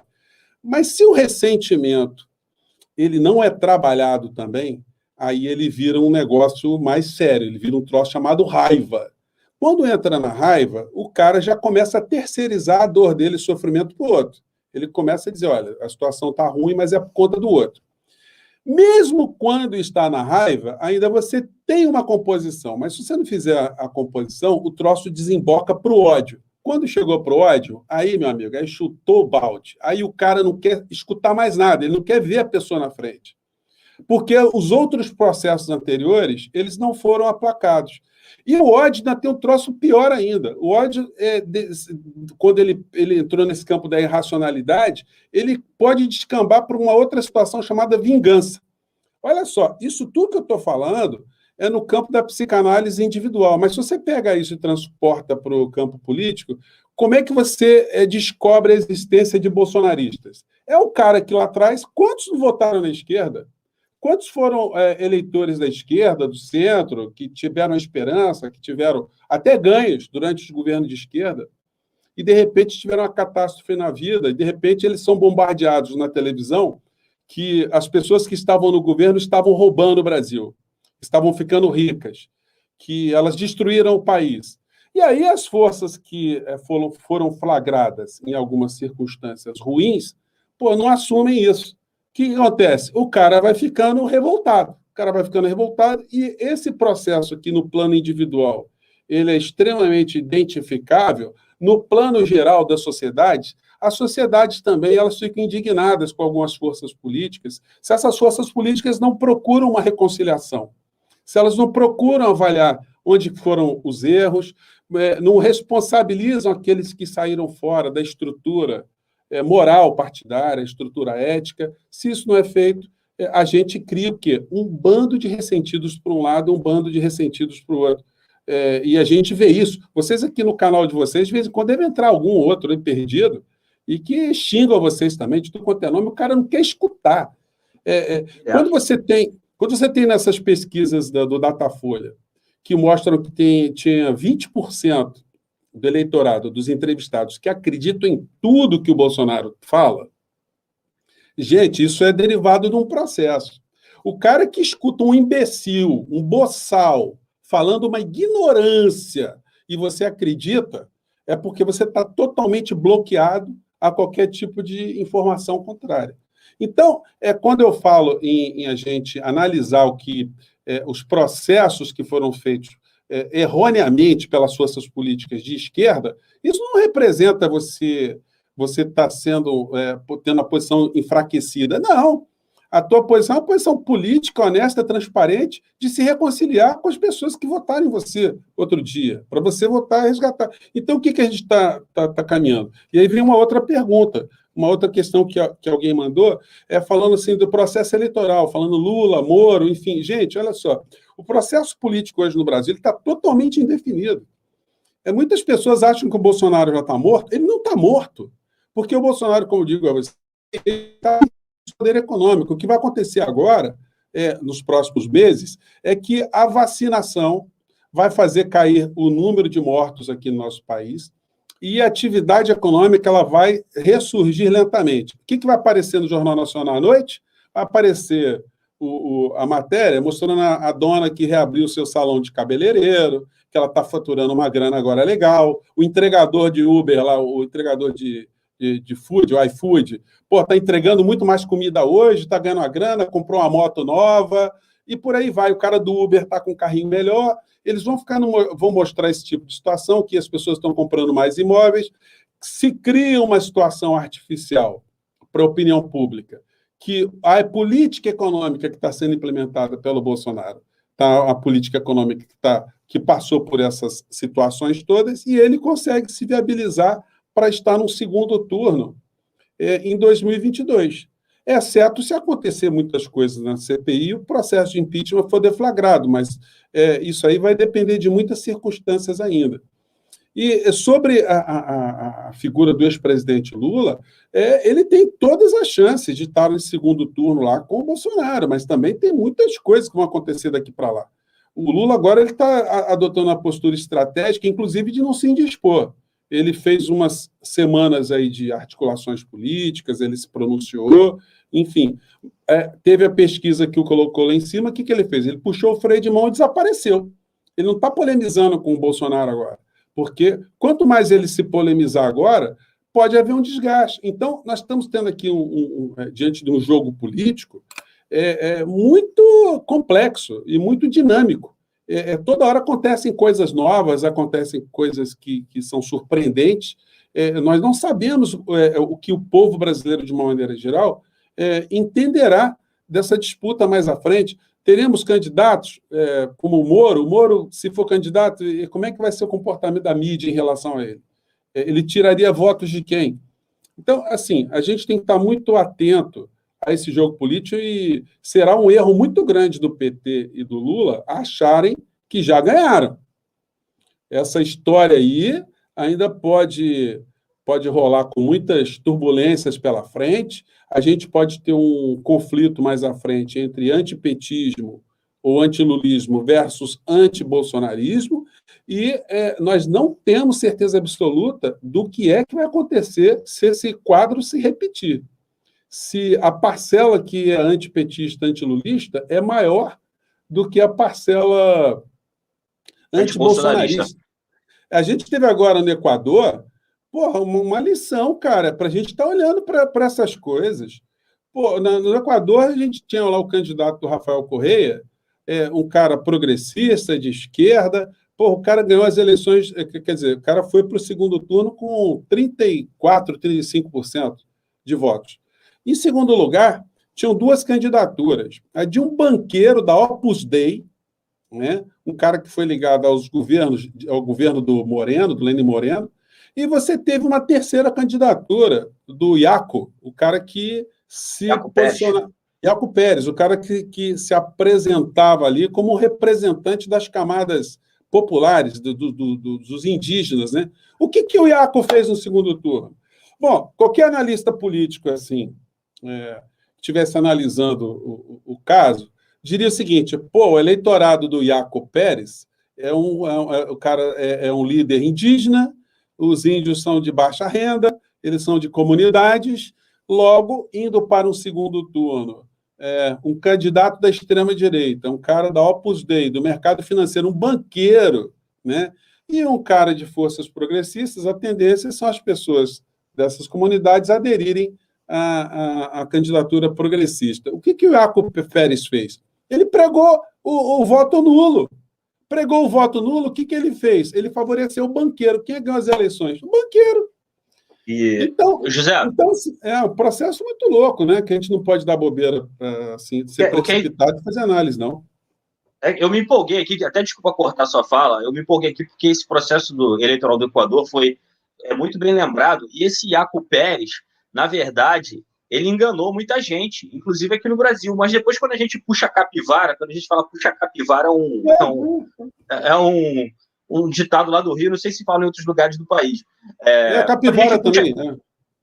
Quando a gente puxa a capivara do Iaco Pérez, a gente vê que, apesar de origem indígena, o Iaco Pérez ele tem todo aquele perfil de ongueiro financiado por Hillary Clinton. E não estou aqui fazendo um discurso de teoria da conspiração, não existem essas figuras. A figura que se apropria da luta, da pauta ambiental, na verdade, para defender uma política internacional. E o Iaco Pérez, inclusive, ele tuitava a favor do golpe da Dilma contra a Dilma aqui no Brasil, em 2016. E o Iaco Pérez, ele com essa imagem de não vou falar fadinha da floresta, que vai parecer uma provocação a Marina Silva, e não é minha... né? Mas, de certa forma, ele tentou ser a Marina Silva de 2014. Tentou. Sim, você vê só, quando eu estou dizendo, Vinícius, quando eu digo o seguinte, que essa lição lá do Equador, esse episódio, ela dá lições para a gente aqui no Brasil. Porque você imagine dois lados antagonizados e muito emocionados, muito emotivados, vamos dizer assim, antibolsonarista e antipetista. Você imagina um contingente de eleitores do nosso país, de repente, optando pelo voto nulo. Quem é que ganha essa bagaça aí? Ou no escurinho da urna, o cara que está na dúvida, quem é que ele detesta mais, se é o PT ou se é o Bolsonaro, para onde vai o voto desse cara, se ele resolver votar por um lado ou para o outro? Nós não sabemos. Então, muita calma nessa hora. O melhor seria para o Brasil é que o Bolsonaro ele sofresse o impeachment. Porque se o Bolsonaro sofre impeachment, o que acontece? Você tem um debate para 2022 dentro do processo civilizatório. Você não tem ali, você não vai ficar discutindo terra plana, você não vai ficar discutindo arma para todo mundo, chacina em comunidade, você não vai ficar discutindo liberação ou não da droga, aborto, kit gay, não vai ficar falando um monte de cretinices. Você vai discutir o quê? Se você não tiver uma figura como Bolsonaro. Você vai discutir política econômica, política educacional, política de saúde, a soberania nacional, papel das Forças Armadas, papel dos militares nos governos, o papel das instituições. Então, você vai discutir algo que possa motivar o Brasil para debater um projeto de mudança da nossa nação. E não ficar discutindo, porra, eu sou contra o Bolsonaro, eu vou votar no Lula, porque o Bolsonaro é Satanás. Ou vou votar no Bolsonaro, porque o Lula é o Lúcifer. Porra, fica uma coisa absurda. Se a gente perguntar hoje assim, para meus amigos do PT, eu sou casado com uma ex-fundadora do PT, né? 30 anos. A gente se conheceu no movimento social. Eu era advogado de sem terra aqui no Rio de Janeiro antes de existir o MST. Eu sou bem prematuro nessa história. Cheguei a ser preso 3 vezes, né? Muita gente não sabe dessa minha faceta. E a minha mulher, ela era advogada de sem teto em São Paulo, né? Antes do Boulos. Boulos estava de fraldinha e a gente já estava em movimentos. E eu ainda peguei um pedacinho, né? Enquanto estudante, ainda peguei um pedacinho do nosso processo da ditadura, né? Porque a Constituição só veio em 88. Ainda peguei, fiz política antes desse período aí. Então, quando a gente analisa essas situações todas, é muito difícil a gente saber o que se passa, às vezes, na cabeça do cidadão comum no final da Terra. Né? Eu até ia falar outra coisa aqui, acabei me perdendo aqui, mas me desculpe, gente, é um programa ao vivo aqui, vocês me deixam à vontade. Se vocês me derem um freio aqui, eu vou até de manhã cedo falando com vocês aqui. Por mim, inclusive, já queria te convidar para voltar. Porque o público aqui fica empolvoroso. Inclusive, já queria te fazer um convite. Se você não tiver nada para fazer esse final de semana, como lá para café tá fechado, já fica o convite para a live das 5, para o sabadão, para o domingão. Legal, vontade, rapaz. Só que é o seguinte, eu estou escrevendo 3 livros, o Vinícius. Assim, o fechar o Lá para Café foi muito ruim, por um lado, porque para mim também era um grande barato. Né? Eu trabalhava 12 horas por dia ali, ficava dentro do bar. Enfim, mas tinha show lá, a gente tinha um palco grande. Poxa, a gente teve mais de 1000 apresentações nos últimos 14 anos, né? Conheci muita gente bacana. Quando faltava o DJ, eu ficava de DJ lá. A gente tinha uma carta de cervejas com quase 700 rótulos. Então, eu bebia pra caramba e ficava conversando. Antes de fechar o Lá para Café, eu criei o Portal do José e eu fiz muitos programas de lá, batendo papo com os meus funcionários, com convidados que iam para lá, enfim, começou a coisa assim muito amadoristicamente. Quando eu tive que fechar o Lá para Café, que foi um golpe muito, muito sério, né? No dia que a gente foi fechar lá, eu chamei os funcionários todos, abracei todo mundo, saiu todo mundo chorando. A gente estava comigo há muito tempo, porque são muitas energias, né? Muitos sofrimentos, muitas coisas que você colocou ali, de repente você tem que fechar, não é fácil. É um projeto, uma parte de vida. Inclusive, eu nem sabia o que eu ia fazer com as coisas que eu tinha lá dentro. Eu fiz um monte de cesta básica lá, dei tudo para os funcionários. Falei, gente, paguei todo mundo, vendi um terreno que eu tinha. Fechei porque eu percebi que não ia dar para a gente passar por tantas incertezas numa atividade de prestação de serviços, né, de ter público. Eu não ia ter condição de juntar gente dentro de um bar no meio da pandemia, mesmo que fosse autorizado. Eu não estava me sentindo bem com essa história. E como a gente já vinha numa crise econômica muito grande, já há alguns anos, falei, cara, não vou bancar o maluco agora no meio da pandemia, então um prejuízo menor. Por que eu estou contando isso? Porque aí eu fiquei com um tempo gigantesco e aí eu comecei a recuperar alguns tempos perdidos, né? Aí peguei uns livros que já tinha, que eu estava fazendo, comecei a reescrever, construí esse estúdiozinho que eu estou aqui na minha casa, aqui, para poder fazer os meus papos aqui, né? Então, sábado e domingo, normalmente eu estou escrevendo. Mas, assim, eventualmente eu venho com vocês aqui, surgindo uma coisa assim muito palpitante, eu venho para cá, ainda estou internado em casa, estou na quarentena, né? Eu sou daquele imbecil que o Bolsonaro disse, né? Que só os imbecis ficam em casa, né? Então estou aqui em casa, assim, internado, né? Mas, assim, vai ser um prazer. Eu adoro fazer programa ao vivo, eu sou de televisão também, eu fiz programa do Ministério Público até o ano passado, durante 15 anos, eu fiz o programa da OAB na TV Educativa durante 15 anos também, fiz o programa de TV na TV Justiça da Defensoria Pública do Rio de Janeiro também por 10 anos. Então, eu gosto de televisão, eu estudo esse assunto, eu tenho formação nessa área, e eu fico muito mais à vontade quando eu estou ao vivo do que quando eu vou fazer meu programa. E quando eu vou fazer meu programa, tem que estruturar a pauta, só estou eu sozinho, ninguém me ajuda. A gente comete erro de português, a gente comete erro de concordância, você erra dados, e aí dá mais tensão, né? Quando eu estou com vocês aqui, isso aqui, eu garro na prosa muito aqui, melhor. Eu garro na prosa aqui e vou embora. O que eu acho curioso, você falou, eu conheço, você falou da carta que tinha lá no Lá para Café, Eu tenho uma história engraçada. Eu e a Sara, nós entrevistamos aqui um amigo, um camarada meu que é médico, e ele veio participar da live das 5, que ele é nefrologista, e ele está meio que na frente, ele está meio que ajudando, né, de frente, na questão da UTI de Covid do Pedro Ernesto. Ele tem muita coisa para contar sobre os ocorridos do Pedro Ernesto, não apenas isso, sobre os impactos da ivermectina, da ivermectina e da cloroquina na pessoa, no rim e tal. E eu tenho uma tese sobre isso. Fala aí, depois eu falo a tese. Então, a gente tem uma história engraçada, foi no Carnaval de 2019, que teve uma enchente, na sexta-feira de Carnaval teve uma enchente ali na Gomes Freire, e a gente ficou ilhado dentro do Lapa Café. A gente ficou lá e tava uma gozação, ficamos lá horas dentro do Lapa Café até baixar um pouco a água. Então, essa é uma história que eu lembro do Lapa Café. Fiquei muito tempo lá dentro, certamente devo ter comprado a cerveja com você, ou trocado uma ideia, mas a gente, obviamente, não vai lembrar porque tem muito tempo. Pô, legal, bacana. Espaço. Eu me divertia, sofria, mas me divertia, né? No final do mês a gente pagava as contas, não sobrava nada, mas pelo menos eu curtia ali o negócio. Mas falando em ivermectina, eu tenho uma tese, tá?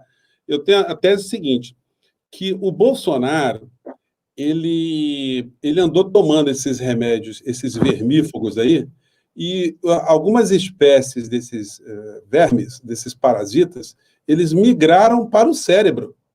Os oxíoros, as giardias, as tênias solitárias, amebas, elas formaram colônias e migraram para o cérebro de Sua Excelência. Tá tudo bem que quando eles chegaram lá, eles não encontraram lá grandes coisas, mas o que tinha lá, eles acabaram prejudicando ainda mais. E isso é um negócio complicado, né? Porque às vezes eu fico... quando o Bolsonaro ele fala essas coisas de que ele é incomível, por exemplo, né? Essa família Bolsonaro aí, ela é um negócio complicado, né? Ele fala que é imbrochável, ele é imorrível, ele é incomível. A pergunta que não quer calar é a seguinte: presidente, isso vale para a família toda? Esse negócio de não ser comível, isso está valendo para toda a linhagem? Isso é uma coisa. Segundo lugar, é o seguinte: Freud teria muitas avaliações para refazer, se olhar de perto, a família Bolsonaro. E tem outro cara também que, se fosse vivo, ele teria algumas dificuldades também de analisar a família Bolsonaro, que é o Charles Darwin. O Darwin criou a teoria do Homo erectus, né, do Homo sapiens, a evolução da espécie, onde os descendentes sempre seriam melhores do que os seus ancestrais, né? A família Bolsonaro, ela perverte esse princípio científico. A família consegue fazer com que as gerações posteriores sejam piores do que as anteriores. Eu fico com pena dos netinhos que vão vir nessa linhagem aí, porque é uma turma complicada, viu? Eles vai ver um monte de gremlin nos netos. E o que acontece? Tem aquela piada antiga do quando a gente chegou aqui era tudo mato. Então, quando as verminoses chegaram no cérebro do Bolsonaro, eles falam, quando a gente chegou aqui era tudo mato, que em vez de descer, sumiu. Mas, enfim, Sara... Você sabe que o Sérgio Cabral, aqui no Rio de Janeiro, não sei se você sabe disso, você lembra disso. O Sérgio Cabral, ele comeu uma costelinha de porco numa comunidade aqui no Rio de Janeiro, que tinha lá um parasita, né? E esse parasita, ele migrou para o cérebro, rapaz.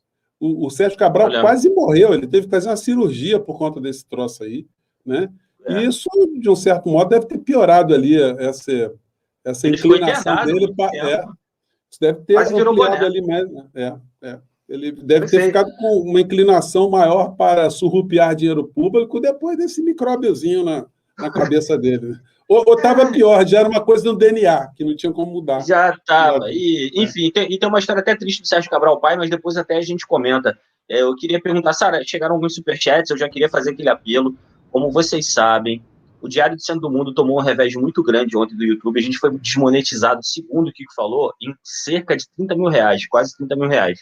E o Diário do Centro do Mundo é uma empresa, não é apenas é uma empresa jornalística que tem funcionários. A gente precisa disso para mandar, às vezes, reportagem para ir para a rua, para fazer reportagem especial. Então, assim, hoje a maior fonte de financiamento, a maior fonte de monetização do Diário do Centro do Mundo não é mais propaganda de Google, AdSense na página.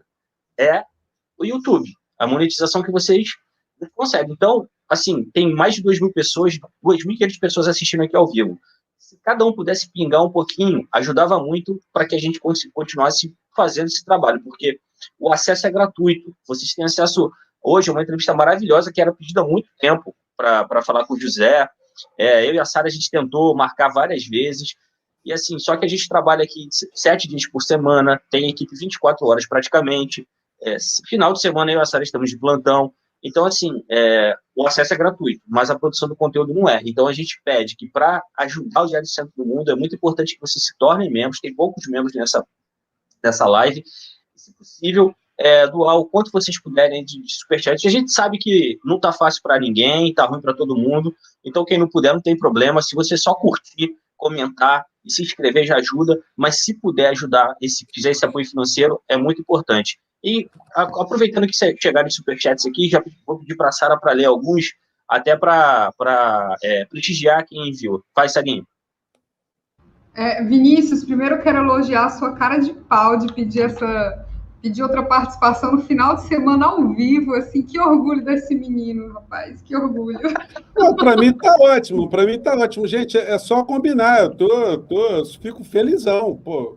Gente, olha só, eu sou do tipo de sentar do lado do ônibus, sentar do lado de alguém, se o cara puxar papo, a viagem toda a gente vai batendo papo, eu gosto de conversar, eu tenho essa percepção que a palavra vai longe, né? Teve uma vez que eu peguei um elevador, encontrei com um ex-aluno, que eu nem lembrava dele, e ele falou: professor, que legal você aqui no elevador, você falou uma coisa que mudou minha vida. Pô, eu falei: Cacilda, o que será que eu falei que mudou a vida dele? E aí ele falou a frase, que eu nem me lembro agora qual foi a frase, e eu não me lembrava de ter falado aquela frase. Pô, mas aquela frase que ele disse, que eu disse, mudou a vida dele, parabéns. Ele falou que passou num concurso e tal. Eu falei: pô, que legal. Você vê como é que a força da palavra, ela é grande, né? Então, quando a gente está aqui, pô, ótimo, adoro falar, me chamar, eu venho. Esse lance da prosa é muito importante. Antes da Sara começar a ler superchat, você falou isso, José, de sentar e conversar. Eu lembro, tem uma história que ocorreu comigo que foi muito engraçada, Sara. E aqui em casa, eu moro em Florianópolis hoje, né, José? Então, assim, eu estou sempre no Rio. Quando eu era bolsista CAPES, eu ficava férias no Rio, aproveitava que eu estava no Rio para pesquisar aí, etc. Então, eu aproveitava para ficar sou do Rio de Janeiro, mas já moro aqui há um tempo, enfim. Eu tinha um problema aqui em casa, antigo, não tem mais, de fossa, porque Florianópolis chove muito. E tem essa questão de ser uma ilha. Então, a estrutura de fossa aqui é sempre ruim, sempre ruim. E a gente estava com esse problema nessa época e já estava o período de chuva de outubro, que ficou 51 dias chovendo todos os dias. Aí eu estava voltando de um município vizinho à noite, com a camisa CCCP, da União Soviética. E foi bem naquela época, no ano do golpe da Dilma, enfim, que a Dilma sofreu. Estava um clima de ódio, de polarização muito ruim no país. E o ônibus estava relativamente vazio, era noite, e entrou um PM fardado no ônibus. Ele veio olhando para mim, eu pensei: fudeu, vou tomar um tapa na orelha porque eu tô com a camisa da União Soviética, né? O cara senta do meu lado, José. Aí, cara, eu fiquei borrado igual o Eduardo, o Ernesto Araújo hoje de manhã. Aí o cara começa a puxar papo comigo. E eu, bolado, falei: cara, esse cara vai puxar minha capivara aqui, vai descobrir que eu sou comunista, vai tentar dar um sumiço comigo, o ônibus vazio, vai passar por Matagal, isso daqui. Aí o cara fala: pô, essa chuva é complicada por causa de negócio de fossa, né? Aí eu: não acredito. Lá em casa tem um problema de fossa também. Aí eu fui conversando com o cara, até ele desceu, PM, sobre fossa, cara. O cara me deu uma aula de 300 tipos de fossa diferentes para fazer. Cheguei aqui em casa, contei para minha mãe. Minha mãe: sério? Eu falei: e aí, como é que foi? Eu falei: mãe, o papo foi uma bosta, né? Mas, enfim, acontece. Sara, queria pedir para você aproveitar. Eu tenho uma história ótima, mas fala aí o chat, depois eu entro com a história. Se der para contar, eu conto para vocês. Não, eu sabia que ia ter um trocadilho no final, porque o Vinícius contando uma história sem ter um trocadilho, não é o Vinícius. Mas que bom, né, que são 3 pessoas que gostam de conversar. O meu negócio é mais ouvir, assim, adoro ficar com a mão no queixo ouvindo, assim.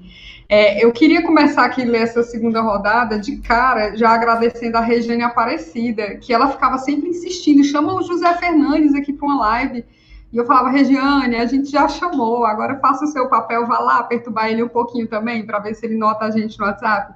E ela foi a grande responsável, eu queria agradecer aqui a Regiane Aparecida, muito gente boa. Enquanto vocês estavam falando aí do incomível, o Davis Ribeiro levantou um questionamento aqui importantíssimo. Quem quer comer uma porcaria daquela, gente? Quem?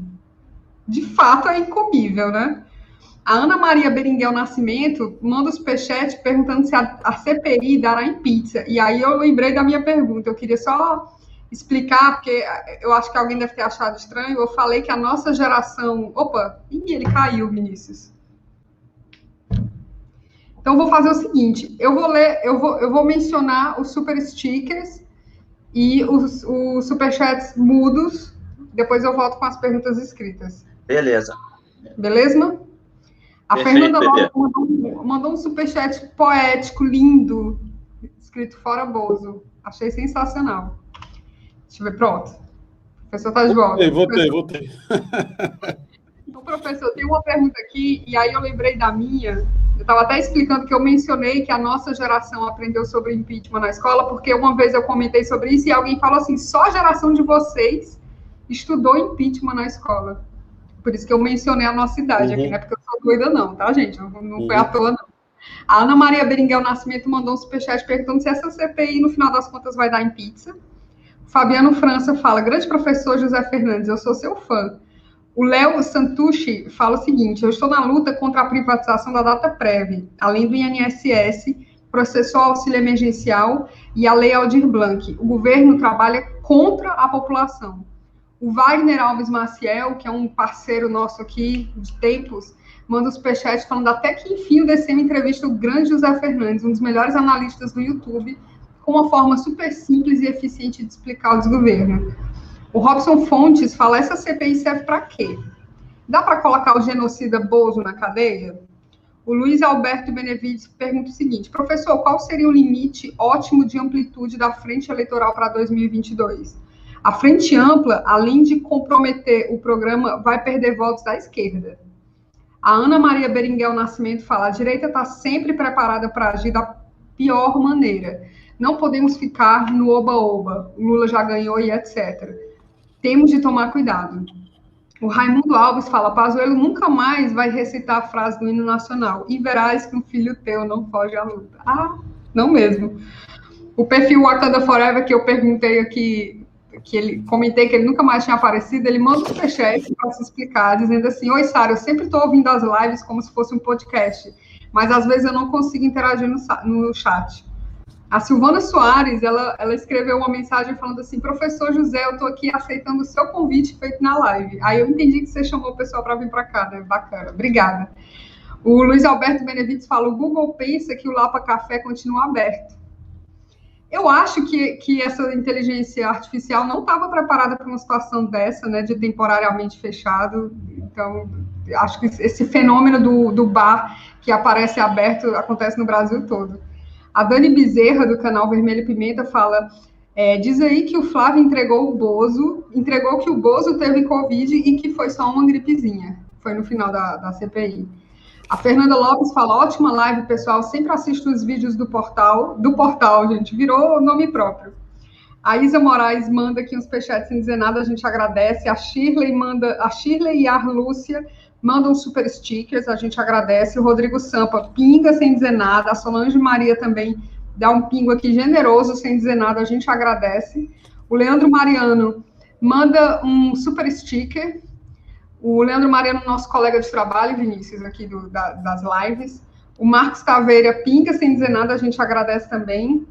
A Socorro Rodrigues fala, José e suas aulas para quem quer aprender e se informar, e manda um monte de palminha. Estou terminando.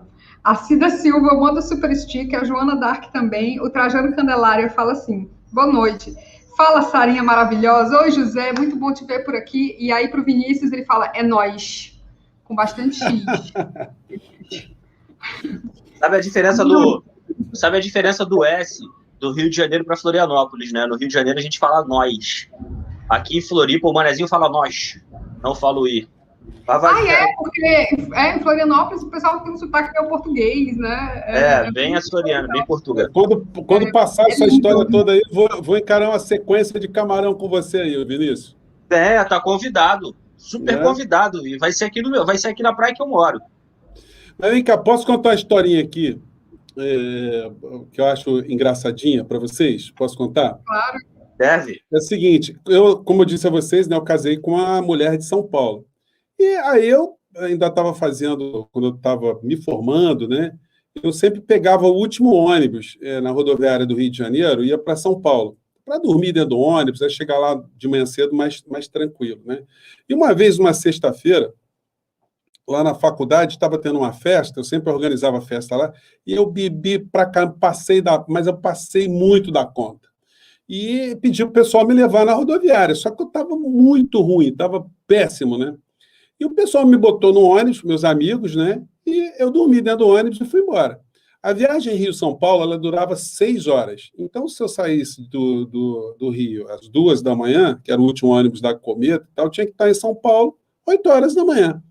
Aí eu acordo dentro do ônibus, 10h30 da manhã, assim, e olho assim para o lado, aí o ônibus estava numa pista que eu não conhecia, estava num local que eu não conhecia, eu estava esticando os olhos assim para ver se, pela placa dos carros, pelo comércio ali, se eu identificava onde é que eu estava, e super nervoso, que eu pensei, conhecendo os amigos que eu tinha, eu falei assim, cara, aqueles desgraçados me colocaram no ônibus para o Espírito Santo, para a Bahia, para algum lugar assim. A minha namorada está esperando lá em São Paulo. Aonde é que eu estou? E aí eu olhava para o lado, e olha a situação constrangedora. Você sabe lá o que é você olhar para um lado, para o cara que está viajando do teu lado e perguntar para onde o ônibus está indo?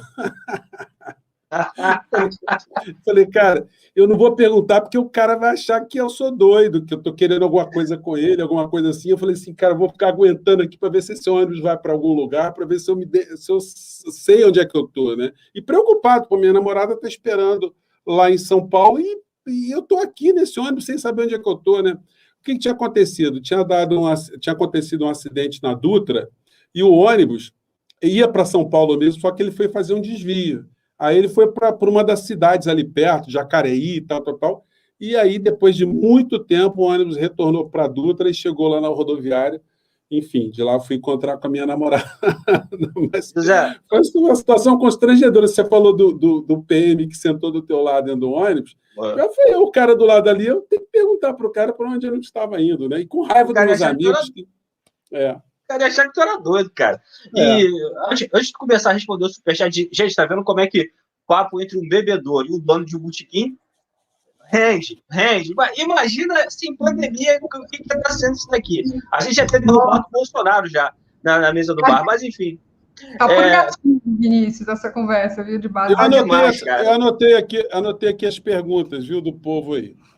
Eu não vejo muita graça no tal de Fábio Porchat, mas teve uma situação com ele que foi engraçadíssima. Ele gravou um vídeo dentro do avião, da Azul. Ele falou assim, gente, sabe o que eu tô fazendo? Eu tava achando que eu tava pegando avião para o Rio de Janeiro, de São Paulo, né? Tinha uma peça em São Paulo. Só que eu tô percebendo que eu já tô 4 horas dentro do avião. Sabe por quê? Por algum motivo ele pegou o avião errado, ele tava indo para Fortaleza, cara. Alguém fez uma pichotada no aeroporto, o cara foi parar em Fortaleza e falou. Aí no dia seguinte ele gravou o vídeo voltando, ele teve que voltar para São Paulo para voltar para o Rio. Então, o que aconteceu contigo, José, não é impossível, não. Mas vai, Sara. Aliás, é o José que responde agora, né? Vai, José. Eu anotei aqui, alguém perguntou alguma coisa sobre frente ampla. Gente, olha só, não existe uma fórmula política precisa, porque nós estamos aqui no nosso país com uma série de fatores, né, que influenciam aquele carinha que chega lá no final e digita lá o número na urna eletrônica. Então, é muito difícil a gente saber agora o que pode acontecer, porque as situações são absolutamente atípicas. Mas uma coisa nós sabemos, que o velho Carlos Marx, conhecido pelos portugueses como Carlos Marx, ou Karl Marx, né? Ele tinha identificado um troço que as pessoas não gostam muito de comentar, chamado luta de classes. O que é a luta de classes?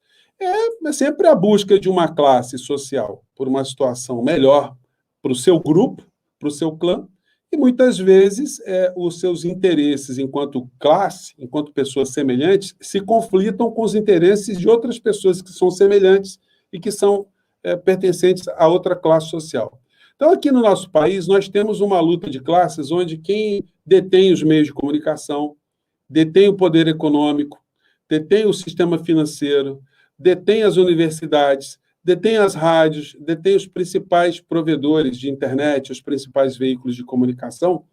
Esses grupos se articulam para sempre manter a sua visão econômica, a sua visão política, a sua visão de mundo, sempre à frente do poder. É aquilo que a gente poderia deslocar para alguns séculos atrás e dizer que é a sociedade escravocrata. Sociedade escravocrata, ela nunca vai querer se ver livre da escravidão. O quanto mais eles puderem espichar a escravidão, eles vão espichar a escravidão. Então, quando a gente estiver agora diante do embate em 2022, essas forças econômicas e estratégicas, elas estarão unidas para defender os seus interesses de classe. Do nosso lado de cá, a gente tem que tentar identificar como é que a gente pode colocar alguém no poder para enfrentar os interesses dessa outra classe econômica que está do outro lado. Porque muitas vezes a gente elege uma pessoa que a gente entende que ela tem uma identificação conosco, mas se ela não fizer também enfrentamento dessa situação, a gente não consegue abolir a escravidão. Não adianta a gente eleger uma pessoa para ser um pintor de parede de senzala. Olha só, a gente tem que eleger alguém que tem um compromisso firme de enfrentar essas forças todas, que são as forças que são as hegemônicas, não só no Brasil, mas em outras partes do mundo. A gente viu agora o processo eleitoral no Chile, que vai criar agora uma nova carta constituinte. Pô, foi um puta avanço, beleza. Só que no Chile, as forças econômicas, as forças internacionais, elas agiram nesse processo também.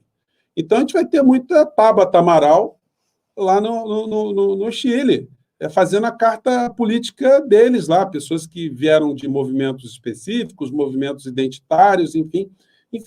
Essas forças não estão ausentes. Elas não estiveram ausentes, por exemplo, nos Estados Unidos, na eleição de Biden e eleição de Trump, que são eleições basicamente corporativas, né?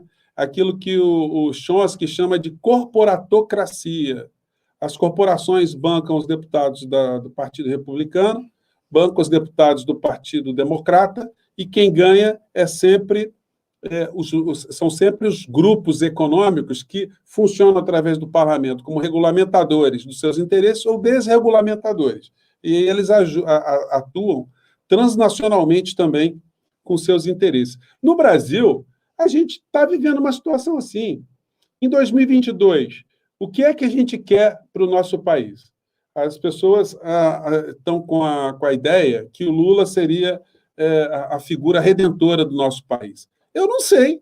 Eu gostaria de saber qual a visão do ex-presidente Lula sobre a estrutura política, a estrutura econômica do nosso país. Nós vamos chamar quem? O Henrique Meirelles para ser o presidente do Banco Central de novo? Queria saber. Ou a gente vai ter alguma política de enfrentamento?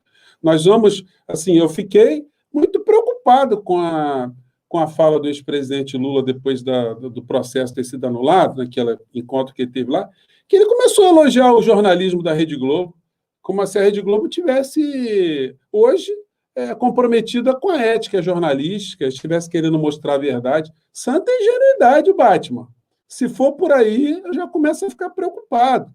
A gente vai querer que tenhamos um presidente para criar uma situação econômica no nosso país, para a gente ter um monte de gente queimando churrasquinho na laje, abastecendo chevette, e, pô, agora é o Brasil, é o Brasil. É isso? É esse o projeto de nação? Então, eu tenho grandes preocupações, eu não tenho grandes ilusões, que nós estamos vendo essas forças todas aí, e esses esclarecimentos, eles só podem vir no debate. A gente precisa ver o Lula debatendo, precisa ver o Ciro Gomes debatendo, o Boulos debatendo, a Marina debatendo, o Dória debatendo, as pessoas colocando ali suas visões de mundo, suas visões econômicas. Agora, a gente está numa desvantagem desgraçada, porque nós temos um povo que foi bombardeado pelo analfabetismo, um povo que foi escravizado, em boa parte, por esses partidos religiosos, né? Essa perversão da vontade política das pessoas, e a gente tem veículos de comunicação em todos os níveis, nas rádios, na internet, no WhatsApp, nas televisões, no cinema, nas músicas, tudo, a cultura, o futebol, é impressionante. Todas as situações de entretenimento, elas estão basicamente entrelaçadas para manter o povo brasileiro num processo de alienação. Você imagina só, gente, a gente está aqui no nosso espaço, aqui discutindo política, sei lá, tem algumas centenas de pessoas aqui conosco, e discutindo política, né, atentas com as questões do nosso cotidiano, e a gente vê um Big Brother, que os caras ficam 90 dias na televisão, no horário nobre, no meio de uma pandemia que está morrendo gente, com um monte de intelectuais, né, discutindo o quê? Qual o propósito desse tipo de espaço, se não provocar uma alienação? A gente fica jogando informação, e aí, do outro lado, você tem a desinformação, enfim. É muito complexo o problema, eu não consigo ter uma fórmula mágica. A gente teria que dar sorte de ter bons políticos que se comunicassem bem com as massas, mas se comunicasse do ponto de vista de mostrar para essas pessoas o quão nós estamos ainda num processo de escravização. Como é necessário para a gente ter uma libertação do nosso país, da gente ter alguém que esteja disposto a comandar algumas cruzadas, por exemplo, cruzadas a favor da educação. Não é para fazer nenhuma revolução, porque isso é coisa complicada, né? Não dá para a gente pensar em nenhuma fórmula anterior. Mas é importante a gente pensar como outras nações entenderam os seus desafios e conseguiram superar. Vou pegar um país assim, fora do debate do dia a dia, a Coreia do Sul. A Coreia do Sul, há 40 anos atrás, tinha o IDH mais baixo que o Brasil. Eles tinham problemas absolutamente piores do que o nosso em muitas áreas. O que fez a Coreia do Sul ser o que ela é hoje? Ser uma potência econômica, ser uma potência científica, uma potência tecnológica. O que é a China? A China era um estado feudal. A China, há 50 anos atrás, tinha o PIB menor do Brasil. Eles não exportavam nada. Enfim, o que é que tirou a China do atraso? Senão educação, educação, educação. Então, a China está dominando o mundo por conta da ciência, da tecnologia, da educação. Os Estados Unidos assumiram o golpe agora, sentiram o golpe, o Biden está sentindo que tem que investir muito em ciência, educação, tecnologia, porque senão eles não vão conseguir tirar o atraso. Eles vão ficar tentando dominar o mundo pelo poder das armas. A tecnologia deles, eles estão tentando embarrear aí o 5G aqui no Brasil, em outras áreas, enfim, porque eles não dominam essa tecnologia, e a China já está indo para a tecnologia 6G. Então, como é que você... 5, né? Como é que você tira esse atraso, se não pela educação? Então, o que nós precisamos aqui no nosso país? Isso foi uma falha de quando o Lula esteve no poder, o PT esteve no poder, porque o enfrentamento ao nosso atraso educacional ele foi muito superficial.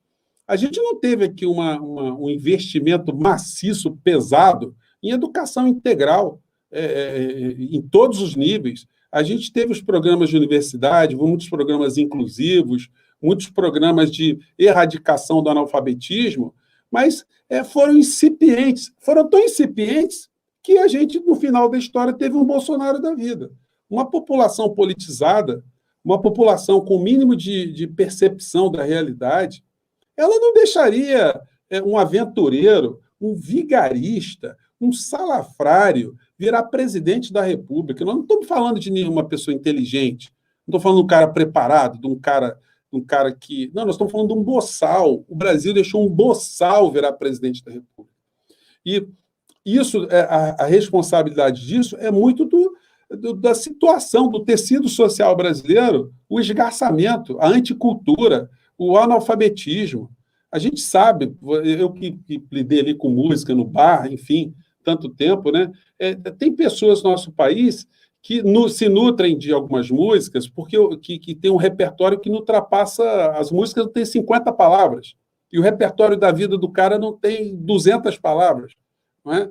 Então, como é que a gente vai exigir de uma pessoa dessa que ela tenha algum tipo de maturidade e percepção política, com um monte de ferramenta bombardeando a cabeça dessa pessoa o tempo todo? Elas não são culpadas, elas são vítimas, né? Culpados somos nós, que, uma vez de posse das ferramentas, a gente, não conseguiu evitar essa tragédia dantesca que a gente está vivendo no nosso país. Então, é muita calma nessa hora. A gente tem que debater fraternalmente, abrir o peito mesmo, falar, gente, olha, é isso que está acontecendo, a geopolítica funciona assim, o mundo hoje está com a China de um lado, a Rússia do outro, os Estados Unidos do outro, países emergentes investir em educação, a gente está nesse atraso aqui, viramos o terreno baldio para explorar commodity, para tirar minério, para vender boi, vender frango, vender capim, vender soja, enfim, e o resto? A República do Peão Boiadeiro, é isso que o Brasil vai se transformar? E tem um negócio, viu, Vinícius, só para fechar aqui, o Brasil fica um monte de bobo, fica batendo no peito, porque o Brasil é o celeiro do mundo, o Brasil vende soja para isso, Olha só, a China, eles têm uma área agricultável menor do que a do Brasil, eles têm uma população muito maior. Só que a China, com a questão da tecnologia, da ciência, eles conseguem plantar até dentro d'água, eles conseguem plantar em qualquer lugar. Quando eles conseguirem produzir os próprios alimentos por conta do desenvolvimento da tecnologia, eles vão ficar numa situação de não dependência. E eles estão investindo muito agora na África. Eles estão indo para o continente africano, eles estão fazendo lá verdadeiros processos de colonização para fins geoestratégicos, fins políticos, né? Para não dependerem de outras nações para suprirem as suas necessidades de proteína, de comida, enfim. E a gente aqui está perdendo o bonde. A gente está achando, o Brasil sempre... Não, meu amigo, daqui a pouco ninguém vai precisar mais da gente, não. A gente vai entubar essa soja aqui, vamos ter que comer a soja, vamos ter que nos alimentar aqui de minério de ferro, porque o mundo está indo para outro lado. Pois é, de tudo isso que você falou, eu concordo com grande parte do que você disse. A gente pode falar que a Fiesp pode mudar o seu nome, né? A Fiesp, Federação das Indústrias de São Paulo, deve mudar seu nome para a Federação das Indústrias do Estado Paleolítico, porque é o que restou para o Brasil. É o que vai restar praticamente. A Fiesp, hoje, que se gaba de ser uma das maiores federações de indústria do país, ela não deve ter mais uma empresa de São Paulo que fabrica motor de autorama, de ferrorama, hoje em dia. Porque o processo de desindustrialização do país foi pesado e a gente não atacamos isso como deveria ter sido atacado. É uma coisa que eu concordo com o José, assim, não tem do que discordar. Agora, o que eu acho que justamente quem falou de que tem que ser debatido é que se a gente volta para o poder, eu não tenho muita expectativa, José, de que a gente consiga fazer grandes transformações, apesar de ser a minha vontade. Porque a forma como a gente vai pegar o país em 2023 é independente de quem pegue. Independente de quem pegue que não seja o Bolsonaro. Se for o Dória, se for o Mandetta, se for o Moro, que não vai ser o Moro, óbvio. Assim, estou dando exemplo, gente. Se for o Lula, se for qualquer um, o Guilherme Boulos, se for o Freixo, se for o César Maia, se for sei lá, qualquer coisa. Quem pegar o país vai pegar o país numa situação de estado de calamidade humanitária. E essa narrativa que eu acho do governo de salvação nacional, eu acho que vai deixar de novo, o país, infelizmente, a refém do neoliberalismo. O que eu vejo, José, e aí eu estou fazendo exercício de futurologia mesmo, é que esses 4 primeiros anos, de 2023 até 2026, vai ser de, assim, salvação nacional. Eu acho que se um governo de centro-esquerda e de esquerda que vai conseguir tentar fazer um salto para frente, falava-se muito isso na época da ditadura militar, né? O salto para frente. Vai tentar dar esse salto para frente no país, vai ser a partir de 2026. Mas isso é óbvio, é uma análise minha que pode estar errada. Mas, enfim, José, já estamos chegando aqui 1h30 de live, passou, ó. Se tivesse aquela sonoplastia do Jô, ia falar, até porque falamos de um monte de coisa, falamos de botequim, demos risada, falamos de coisa séria, o público curtiu muito. Mas antes eu queria perguntar para a Sara se tem dedinho, se tem alguma pergunta ou despedida aí para o José. Tem um monte de superchat, mas a maioria é comentário. Eu vou ler rapidinho. E antes de mais nada, o pessoal está perguntando aqui se o José é Vasco também. É o quê? Vasco. Não, eu nasci em Belo Horizonte, eu sou Clube Atlético Mineiro, Galo Forte Vingador. Eu sou torcedor do Galo, coisa que jamais... Eu já falei, minha mulher sabe disso, ela sabe que se ela tiver internada, tiver o enterro dela em um jogo do Atlético, a gente tem que jogar o enterro um pouco para frente, porque primeiro eu vou o jogo do Atlético, depois a gente vai para o enterro. Então, você viu como é que eu gosto de futebol, eu gosto do meu time. Tá certo. Eu só sigo baixo da Gama, mas eu gosto do Galo também. Ai, Vinícius, não. Vinícius, você vai mudar de time. Eu não vou mudar de óbvio, eu não vou mudar São de time. times irmãos, o Atlético e o Vasco irmãos, né? são times irmãos. É verdade. É muito comum, quando você vai assistir jogo Atlético e Vasco, as torcidas trocarem camisa, enfim, tem uma fraternidade, sim. Ai, rola isso. Ah, é porque as pessoas têm time por estado, né? Tem isso. Verdade. Uhum. Vamos lá. O Hugo S. e a Mutli Costa mandaram desenhos aqui pra gente. O Luiz Alberto Benevides fala, olha, Vinícius, Luiz Alberto Benevides vem trocadilho ou rima. Com certeza. Grosso da fossa, Vinícius tira o fino da bossa. Boa, Benevides é demais, cara. O Newton Luiz fala assim, admiro muito o trabalho do José, parabéns pelo canal do YouTube. Sara, Vinícius, um grande abraço. O Edelzo José Mariano fala, quem é comível nesse governo nefasto? Ninguém, gente. A Helena Corsini fala, porque tem meu professor preferido, mando qualquer euro e grande abraço. Beijos da Itália, ragazzi. José 100%, adoro. Só para não esquecer, hashtag fora Bolsonaro. Luiz Alberto Benevides fala, deu gatilho na minha operadora. Bem-vindo a nós. Gente, eu não sei, quando eu vejo o nome do Luiz Alberto Benevides, já fico desconcertada, porque eu sei que ele vai me fazer pagar algum mico. A Ana Maria Beringuel Nascimento manda desenho, assim como o Hugo. O David Arcade fala assim, então, tá imitando o Ernesto Araújo, tá? Então,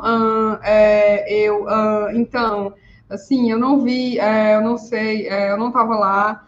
Quando eu fui, eu não vi, eu não posso dizer, porque o pessoal está chamando ele, inclusive, de Lero Lero Araújo aqui. O Elson Oliveira fala, eu indo para Recife, seu Bezerra da Silva sentou do meu lado e reclamou que tinha fumante por perto. Na época se podia fumar no avião. O pessoal, ao invés de contar histórias de baque, da gatilho, né, o pessoal está contando histórias de viagens aqui no chat. A Elizabeth Coutinho fala, no meio dessa Guerra Fria, é bem possível que a América Latina possa ficar uma região mais empobrecida do que a África, né, José? Ela pergunta. A Maria Campos manda desenho aqui para a gente. E Carbono 1971, Maria Graciela Flores e o Antônio José Cunha da Silva se tornaram membros, Vinícius.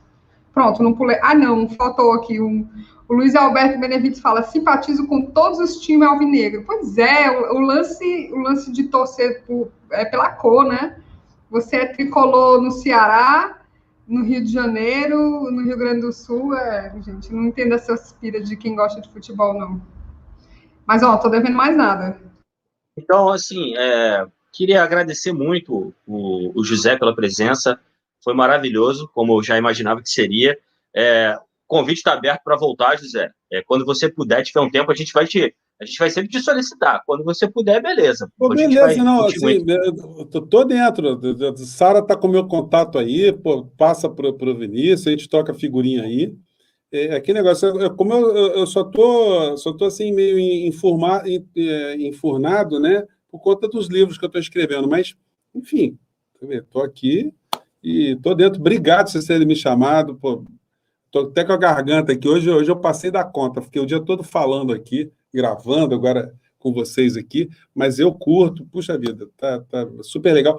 Eu tenho essa sensação, né, que tem muita gente assistindo a gente, e a coisa mais bacana do mundo, vocês devem sentir isso também, é a gente saber que nós não estamos sozinhos. Tem gente que está assistindo a gente, está conectado, o cara está zapeando aqui e fala assim, puxa vida, que legal, nem só de Big Brother vive a humanidade. Então, obrigado aí, até o próximo encontro, né? Concordo plenamente. Muito obrigado, José. Valeu, gente. Valeu. Obrigado. Tchau. Obrigada. Prazer. Tchau, tchau. Pessoal, a gente vai continuar aqui, porque a gente tem um recado super especial para dar para vocês aqui. Vinícius, eu vou descobrir rapidinho. Vou cobrir o bebezinho aqui de DCM, vamos lá. Como vocês sabem, nossa, foi muito violento isso, bem na cara do Vinícius. A gente está com o webinário, né, do Leandro, né, a gente chama o webinário do Leandro, mas é uma combinação da agência Cobra Criada com o DCM, e dessa vez eles vão tratar sobre a Lava Jato e o Estado de Direito. Então, vai ter a presença de Cacai de Açúcar, Sara Vivacqua, professor Pedro Serrano e Lene Streck. Vai ser sábado, dia 22 de maio, das 3 às 19 horas. Não é como uma live aqui do DCM, ela pede um pouco mais de concentração. Então, acho que foi o Fabiano França, que no último webinar, ele estava dando dicas para o pessoal de separar água, pipoca, um lanchinho, para você se concentrar bastante. Eu sugiro que vocês se inscrevam. O endereço virtual está aqui no cantinho, ó, dcmcobra.com.br/webinário-lava-jato. Lá vocês podem ter mais informações, vocês podem fazer a compra direta, parcelado em 12 vezes. O valor do webinário parcelado em 12 vezes dá um valor que só Ciro Gomes calcula, né? Aqueles números bizarros e gigantescos dele. E eu sugiro que vocês façam, gente. Como vocês estão vendo, são 4 palestrantes incríveis. Tem a mediação do Leandro Fortes, então vai ser bem bacana, vai ter uma apimentada aí diferente. Sugiro que vocês façam. Quem tiver interesse no outro webinário da Revolução Brasileira, ele está com desconto, porque ele já acabou. Então, acessem aquele endereço, arevoluçãobrasileira.com.br, que ele vai dar acesso para vocês e todas as informações estão lá. Beleza, Vinícius? Vinícius está sempre bolado quando eu boto... Está sempre meio bolado, assim. Está com o microfone desligado, Vinícius. Estou bolado, porque quem não tá puto tá errado. Esse país que não tá putaço, que não tá pistola, não tá entendendo nada, meu. Cara, mostra aquele... A gente tava falando aqui, me deu gatilho. A gente já para finalizar bem, né? Finalizar bem. Estarei aqui apenas na quinta-feira, amanhã é minha folga. A minha e a Sara, né? Mas a Sara volta só na sexta. Esse papo com o José me deu muita saudade da Lapa. E o José, ele tem um Lapa Café ali, e do lado, logo um pouco à frente, tem um bar que eu frequentava mais ali, que era o Vaca Atolada. E eu entrava no Vaca Atolada, tem uma placa lá dentro, que eu falava assim, cara, esse cara devia ser o cara mais maneiro do mundo. Eu acho que um dia eu vou ter uma placa dessa no Botequim. Espero que demore mais uns 100 anos, mas eu acho que eu vou ter. Se puder mostrar aí, Sara, mostra aí pra gente ler. Mandei no Zap, mandei no Hiroshima Nagasaki. Estou procurando aqui. Calma aí. Uma coisa que eu aprendi com o Leandro Fortes. Não estou enrolando quando eu estou enrolando, né? Não estou enrolando, porque o importante é não deixar o silêncio. É esse aqui? É isso, então, gente. Esse daqui é a parede do bar do Vaca Atolada. Esse Flávio Loureiro, que deve ter sido um cara boa praça demais, esse cara faleceu e ele ganhou uma placa lá no cantinho que ele ficava, sabe? Então tá escrito assim, ó, esse bar é do lado do Lapa Café do José. Flávio Loureiro, jornalista e petista, feito do 658, 7/8 de 2011. Neste canto, o nosso amigo gostava de conversar sobre política e beber sua cerveja gelada. Cara, isso é lindo, né? Isso não é uma homenagem linda, cara. Eu acho muito bonito isso daí. Eu adoro essa placa e eu adoro aqueles bares ali daquela região. Então, pra gente finalizar assim bem, né, gente? Diga, Sara. Eu conheci a Lapa em acho que foi 2006 ou 2007, na Bienal da Uni. Eu fiz uma viagem Fortaleza, Rio de Janeiro, de ônibus. Foi horrível. Não vou dizer que foi uma coisa divertida, que me aproximei dos amigos. Foi um inferno a viagem. 3 dias, o ônibus deu prego. Acho que vocês não conhecem essa expressão, dar prego é quando dá defeito. De 6 horas em Minas Gerais, foi o único momento que eu consegui dormir. Depois eu vi as fotos de cachoeiras lindas e maravilhosas, fiquei morrendo de inveja de todo mundo. E aí eu conheci a Lapa, cara. Sensacional, que lugar massa. Pois é, cara. Até hoje eu tenho Depois eu fiquei... Já não tinha muito sentido ir pra baladinha lá, sempre ia com o namorado, ou ia com o marido, etc. Aí meio que perdeu a graça. Quando eu trabalhei na área de telecom, eu trabalhei com um setor que só tinha baiano, né? E o pessoal gostava muito da Lapa. A maioria das pessoas eram baianas e tal. Aí eu tinha um amigo que falava, e aí, vamos lá pra Lapa hoje? Aí ele falava assim, Sara, hoje vou nada, vou lá pra cada porra, eu vou dormir. Vou lá pra cada porra. Então é isso. Saudade, gente. Nossa, eu fiz amizade com um vendedor de cerveja em 2007, lá o cara era do Maranhão, e a gente ficou amiga, a gente passou uns 2 anos se comunicando ainda, cara, acredita? Ser jovem é muito bom, né? Você não tem noção das coisas.